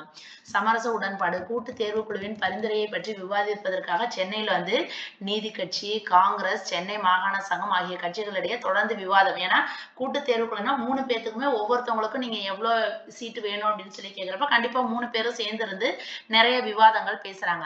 இவற்றின் விளைவாக ஒரு சமரச உடன்பாடு வருது. பிரபல பிரிட்டிஷ் ஆங்கில அதிகாரி பேரன் மெஸ்டன் இந்த சமரசத்துக்கு பெரிதும் காரணமாக இருந்தமையால் இந்த உடன்பாடு மெஸ்டன் நடுவர் தீர்ப்பு. அப்ப நீதி கட்சி, காங்கிரஸ், சென்னை மாகாண சங்கம் 3 பேரும் சேர்ந்து கூட்டு தேர்வு குழு மூலமாக அவங்கவுங்களுக்கு எவ்வளவு சீட் வேணும் அப்படின்னு சொல்லி பேசுறப்போ ஒரு சமரச உடன்பாடு வருது இல்ல. இதுக்கு முக்கியமான ஆங்கில அதிகாரி யாரு, பேரன் மெஸ்டன். இவர் தான் வந்து மெயின் ரீசனா இருந்திருக்காரு. அதனால இந்த உடன்பாடுக்கு பேரே என்னது, மெஸ்டன் நடுவர் தீர்ப்பு அப்படின்னு சொல்லி சொல்றாங்க. இந்த தீர்வின்படி 63 பன்மை உறுப்பினர் தொகுதிகள் பிராமணர் அல்லாதோருக்கு ஒதுக்கப்பட்டது. அதாவது 63 இது என்னது, நான் பிராமின்ஸ்க்கு ஒதுக்கியிருக்காங்க. இவற்றில் 3 தொகுதிகள் நகரங்களுக்குள்ளும் 25 தொகுதிகள் கிராமங்களுக்குள்ளும் ஒதுக்கப்பட வேண்டும். இது நீதி கட்சி பலதரப்பு ஒத்துழைப்போடு நிகழ்த்திய மகத்தான சாதனை. அப்ப நீதி கட்சிக்கு என்ன ஆயிடுச்சு, இவங்களுக்கு வந்து ஒரு சில சீட்டு வந்து அவங்களுக்கு வந்து கிடைச்சிருச்சு. அடுத்து ஒத்துழையாமைக்கு ஒத்துழையாமை, ஆங்கிலேயருக்கு ஆதரவு. ஏன்னா நீதி கட்சி என்ன பண்ணுது, பிரிட்டிஷுக்கு தான் சப்போர்ட் பண்ணணும்னு இருக்குது. 1919ஆம் ஆண்டு மாண்டேகு சீர்திருத்தம் மற்றும் ரவுலட் சட்டம். ஓகேங்களா? ரவுலட் சட்டம் 1918 மார்ச் 10க்கு எதிராக காந்தி ஒத்துழையாமை இயக்கத்தை துவங்குறாரு. அப்ப காந்தி வந்து ஒத்துழையாமை இயக்கத்தை துவங்குறாரு. எதுக்காக துவங்குறாரு, 1919ல மாண்டேகு சீர்திருத்தம் வந்திருக்கு. அதே மாதிரி ரவுலட் சட்டமும் வந்திருக்குது. தமிழ்நாட்டில் ஒத்துழையாமை இயக்கம் முழு வீச்சுடன் நடைபெற்றுக் கொண்டிருக்கையில் நீதி கட்சி ஒத்துழைக்க மறுத்துவிட்டது. ஏன்னா நீதி கட்சி வந்து யாருக்கு சப்போர்ட் பண்றாங்க, பிரிட்டிஷ்க்கு சப்போர்ட் பண்றாங்க. காங்கிரஸ் வந்து ஒத்துழையாமை இயக்கத்தை முழு வீச்சோட எடுத்து நடத்திட்டு வந்துட்டு இருக்கு. நீதி கட்சி அதுக்கு வந்து சப்போர்ட் பண்ணல. மாறாக அந்த கட்சி பிரிட்டிஷ் அரசாங்கத்தின் ஆதரவோடு மாண்டேகு சீர்திருத்தத்தின் விளைவாக நடைபெற இருந்த மாநில சட்டமன்ற தேர்தலில் வந்து பார்ட்டிசிபேட் பண்ணி நான் பிராமின்ஸ் பிராமின்ஸுக்கான முன்னேற்றத்துக்கு தேவையான உரிமை சலுகைகள் இதெல்லாம் வந்து பெற்று தரலாம். ஏன்னா காங்கிரஸ் வந்து இப்போ ஒத்துழையாமை இயக்கங்கிறதுனால அவங்க எலெக்ஷன்ல நிக்க மாட்டாங்க. நம்ம எலெக்ஷன்ல நின்று நமக்கு தேவையான சலுகைகள் எல்லாம் பெற்றுக்கலாம் அப்படின்னு சொல்லிட்டு நீதி கட்சி முடிவு பண்ணிருக்கு. எனவே காந்தியின் தலைமையின் கீழ் துவங்கப்பட்ட ஒத்துழையாமை இயக்கத்தோடு அதனால காந்தி ஸ்டார்ட் பண்ண அந்த ஒத்துழையாமை இயக்கத்துல நீதி கட்சி பார்ட்டிசிபேட் பண்ணல. காரணம் என்ன அப்படிங்கறத புரிஞ்சுக்கணும். காரணம் என்ன அப்படின்னோம்னா இவங்களுக்கான உரிமைகள் எலெக்ஷன்ல நின்று ஜெயிச்சு நம்ம சட்டமன்றத்துக்குள்ளார போனாதான் நான் பிராமின்ஸுக்கான உரிமைகள் கிடைக்கும் அப்படிங்கிறதுக்காக இவங்க வந்து பிரிட்டிஷுக்கு சப்போர்ட் பண்றாங்க. யாரு? நீதி கட்சி. பிரிட்டிஷார் ஆட்சியில் இருக்கும்போதே சமூக நீதிக்கான அடித்தளத்தை அமைத்து விட வேண்டும் என்பது நீதி கட்சியின் தலையா. ஏன்னா அவங்க வந்து சுதந்திரம் கொடுத்துட்டு வெளியில போயிட்டாங்க அப்படின்னா அதுக்கப்புறம் இந்த பிராமின்ஸோட சண்டை போட்டு நம்மளால வாங்க முடியாது. அதனால பிரிட்டிஷ் இருக்கிறப்ப நம்ம என்ன பண்ணணும், ஒரு சமூக நீதிக்கான பேஸ்மெண்ட்டை நம்ம போட்டுறணும் அப்படிங்கறத நீதி கட்சி வந்து ஒரு பிரைமரி கோலா அவங்க வந்து வச்சிருக்கிறாங்க. அது மட்டுமல்ல, காந்தியின் திட்டம் பிராமணர்களின் செல்வாக்கை அதிகரித்து அவர்களின் கரங்களை பலப்படுத்துமே அன்றி கட்டுக்கோப்பான சமுதாய சமத்துவத்தை ஏற்படுத்தாது என்று உறுதியாக நம்பினர் நீதி கட்சியினர். அப்ப காந்தியை குழப்பத்தின் குருநாதர் அப்படின்னு சொல்லி வர்ணிக்கிறாங்க. யாரு? நீதி கட்சி. காந்தியை குழப்பத்தின் குருநாதர் என்று வர்ணித்தவங்க யாரு? நீதி கட்சி. பிரச்சார பீரங்கிகள். நீதி கட்சியின் பிரச்சார பீரங்கிகளான ஜஸ்டிஸ் திராவிடன், ஆந்திர பிரகாசியா ஆகிய பத்திரிகைகள் ஒத்துழையாமை இயக்கத்துக்கு எதிராக முடுக்கிவிடப்பட்டன. ஓகேங்களா? மரியதாஸ் ரத்னசாமி என்ற நீதி கட்சி பிரமுகர். மரியதாஸ் ரத்னசாமி அப்படிங்கிறவர் வந்து நீதி கட்சி பிரமுகர். மகாத்மா காந்தியின் அரசியல் தத்துவம் 1920 என்ற பிரசுரத்தில் காந்தியையும் அவருடைய ஒத்துழையாமை இயக்கத்தையும் பத்தி கடுமையாக விமர்சிச்சிருக்காங்க நீதி கட்சியில உள்ள பிரமுகர். ஏன்னா அவங்களோட 3 நியூஸ் பேப்பரையும் அவங்க என்ன பண்ணிட்டாங்க, முடுக்கிட்டாங்க. அதனால இந்த பிரமுகர் வந்து மகாத்மா காந்தியின் அரசியல் தத்துவம் அப்படிங்கிற பிரசுரத்துல காந்தியையும் அவருடைய ஒத்துழையாமை இயக்கத்தையும் கடுமையாக விமர்சித்து பேசுறாரு. அதே போன்று மற்றொரு நீதி கட்சி தலைவரான ரெட்டி நாயுடு காந்தியின் இயக்கத்துக்கு எதிராக சூறாவளி சுற்றுப்பயணம் வந்து மேற்கொள்றாங்க. இப்ப காந்தி மீதான அவநம்பிக்கை. நீதி கட்சியினர் காந்தி மீது கொண்டிருந்த அவநம்பிக்கைக்கான ரீசன் என்னென்ன அப்படின்னு பார்த்தீங்கன்னா, காந்தி ஒரு பிராமணர் அல்லாதவராக இருந்தும் அவர் வந்து பிராமணர்களோடு பிராமணராக இருந்து பிராமண வைதீகத்தை ஆதரிச்சிருக்காங்க. காந்தி வந்து ஒரு நான் பிராமினா இருந்தாலும் பிராமின்ஸோட சேர்ந்து அவரும் வந்து என்ன பண்ணிருக்காங்க, அவங்களோட பிராமண வைதீகத்தையே சப்போர்ட் பண்றாங்க. இன்னொன்னு, அவரது கிராமிய கொள்கை நாடு தொழில்மயமாவதற்கு எதிரானது. அவர் வந்து எப்பவுமே கிராமங்கள் தான் வந்து மெயின் அப்படின்னு சொல்றப்ப நாடு வந்து எப்போ வந்து இண்டஸ்ட்ரி டெவலப் ஆகுறத அவர் வந்து தடுக்கிற மாதிரி இருக்கு. அது ஒண்ணு சொல்றாங்க. அடுத்து, காந்தியின் கனவான ராமராஜ்யம் பிரமாண ராஜ்யம் என்ற நீதி கட்சியினரின் கணிப்பு. காந்தியின் கனவான ராமராஜ்யம் பிரமாண ராஜ்யம் என்ற நீதி கட்சியினரின் கணிப்பு. காந்தியின் குறிக்கோளான குழப்பவாதம் நடைமுறை சாத்தியமற்று. காந்தியோட குறிக்கோள் எப்பவுமே என்னது, மக்களை குழப்பி விடுறது அப்படிங்கிற மாதிரி இவங்க சொல்றாங்க. நாட்டின் அரசியல் விடுதலை சமுதாய சுதந்திரத்துக்கு வழிவகுக்கும் என்ற காந்தியின் தவறான முடிவு. அதாவது நாட்டின் அரசியல் விடுதலை, அதாவது நமக்கு பிரிட்டிஷ் நம்மளை விட்டு போயிட்டோம் அப்படின்னம்னா நமக்கு சொசைட்டி சமுதாய சுதந்திரம் கிடைச்சிரும் அப்படின்னு சொல்லி காந்தி நினைக்கிறது ஒரு தவறான முடிவு. சமூக நீதியின் மீது சீரமைக்கப்படும் சமுதாயம் தான் அரசியல் சுதந்திரத்துக்கு தகுதியானது என்ற நீதி கட்சியின் நிலைப்பாடு. அதே மாதிரி நீதி கட்சி என்ன பண்ணுவோம், முதல்ல வந்து சமூக நீதியில வந்து அதை சீரமைக்கணும், அதுக்கப்புறம் தான் அரசியல் சுதந்திரத்துக்கு வந்து நம்ம தகுதி ஆகும் அப்படிங்கிற மாதிரி இவங்க நினைக்கிறாங்க. இந்த கான்செப்ட் எல்லாம் சேர்ந்துதான் நீதி கட்சிக்கு வந்து காந்தியை வந்து அவங்க மேல ஒரு அவநம்பிக்கை வந்து அவங்க வந்து காந்தி வந்து சப்போர்ட் பண்றது இல்ல. காந்தியின் சென்னை பேச்சு 1921. நீதி கட்சியின் நிலைப்பாட்டை பற்றி நன்கு அறிந்த காந்தி 1921 ஏப்ரல் மாதம் சென்னை வந்தபோது பிராமண கலாச்சாரத்தின் பெருமை பற்றியும் பிராமணர்கள் இந்திய பண்பாட்டுக்கு அளித்த பங்களிப்பு பற்றியும் உயர்வாக, அதாவது பிராமின்ஸை பத்தி இன்னும் கொஞ்சம் உயர்வா பேசிட்டு இருக்காங்க. காந்தியின் இந்த பிராமணர் ஆதரவு பேச்சு நீதி கட்சியினருக்கு விடப்பட்ட சவாலாக இருந்திருக்குது. நீதி கட்சி பிராமணர் அல்லாதவர் சார்பாக அதன் எதிர்ப்பை, அவங்க வந்து பிராமின்ஸ்க்கு சப்போர்ட் பண்ணி காந்தி பேசுறதுனால நீதி கட்சி என்ன பண்ணுது, நான் பிராமின்ஸுக்கு சப்போர்ட்டாக வந்து அவங்களை எதிர்த்து பேசுறாங்க. திராவிட கலாச்சாரம், தொன்மை, தத்துவம், இலக்கியம், மொழி சிறப்பு, வரலாறு பற்றி எதுவும் தெரியாத காந்தி பிராமணர் பங்களிப்பை பற்றி ஒருதலை பட்சமாக உயர்வாக பேசியது ஏற்கத்தக்கது அல்ல அப்படின்னு சொல்லிட்டு நீதி கட்சி சொல்லுது. அதாவது நம்ம திராவிடன்ஸோட கல்ச்சர் என்ன, நம்மளோட பழமை என்ன, நம்ம எந்த மாதிரி இருந்திருக்கோம், இந்த மாதிரி எதுவுமே தெரியாம ஒருதலை பட்சமா பிராமின்ஸுக்கு சப்போர்ட் பண்ணி காந்தி பேசுறாரு அப்படிங்கிற மாதிரி சொல்றாங்க. நீதி கட்சியை சேர்ந்த கந்தசாமி செட்டி யங் இந்தியா பத்திரிகைக்கு எழுதிய கடிதத்தில், அதாவது நீதி கட்சியை சேர்ந்தவர் யாரு, கந்தசாமி செட்டி. இவர் என்ன பண்றாரு, யங் இந்தியா நியூஸ் பேப்பருக்கு ஒரு லெட்டர் எழுதுறாரு. பிராமணர்களிடமிருந்து விலகி இருக்குமாறும் பிராமணர் அல்லாதோர் பிரச்சனைகளில் குறுக்கிடாமல் இருக்குமாறும் காந்தியை கேட்டுக்கொண்டார். அதாவது நீதி கட்சியை சேர்ந்த ஒருத்தர் யங் இந்தியா அப்படிங்கிற நியூஸ் பேப்பருக்கு சொல்றாங்க, நீங்க வந்து பிராமின்ஸ்ல இருந்து விலகி இருங்க, அதே மாதிரி நான் பிராமின்ஸோட பிரச்சனையில நீங்க எதுவும் குறுக்கிடாமல் இருங்க அப்படின்னு சொல்லிட்டு காந்தியை கேட்டுக்கிறாரு. இதற்கு பதிலளித்த காந்தி பிராமண கலாச்சாரத்தை பற்றிய கருத்தை மீண்டும் வலியுறுத்துவதோடு இந்தியா பல கலாச்சாரங்களின் கலவை என்றும் திராவிட தென்னாட்டை ஆரிய வடநாட்டிலிருந்து பிரித்து பார்க்க வேண்டாம் என்றும் கேட்டுக்கொண்டார். இவர் திருப்பி காந்தி அதுக்கு வந்து ரிப்ளை பண்றாரு. அதாவது திருப்பி வந்து பிராமினோட கல்ச்சரை பத்தி அவர் மீண்டும் வந்து வலியுறுத்தி சொல்ற மாதிரி இந்தியால வந்து நிறைய கல்ச்சர்ஸ் எல்லாம் கலந்துருக்காங்க. திராவிட தென்னாட்டை நீங்க வந்து வட ஆரிய நாட்டுல இருந்து எதுவும் பிரிச்சு பார்க்காதீங்க அப்படிங்கிற மாதிரி சொல்றாரு. காந்தியின் ஒழுக்க தலைமையை உயர்வாக கருதிய நீதி கட்சியினர் அவரது பிராமணர் ஆதரவு கொள்கையை கடுமையாக சாடினர். அதாவது காந்தி வந்து ஒரு ஒழுக்கமான ஒரு தலைமையை வகிக்கிற ஒரு தலைவர், அதை வந்து நீதி கட்சி அக்செப்ட் பண்ணிக்குது. ஆனா அவர் வந்து பிராமின்ஸை வந்து சப்போர்ட் பண்ணி பேசுற அந்த ஒரு விஷயத்த மட்டும் நீதி கட்சி வந்து அக்செப்ட் பண்ணிக்கல. அதை மட்டும் தான் அவங்க வந்து எதிர்க்கிறாங்க.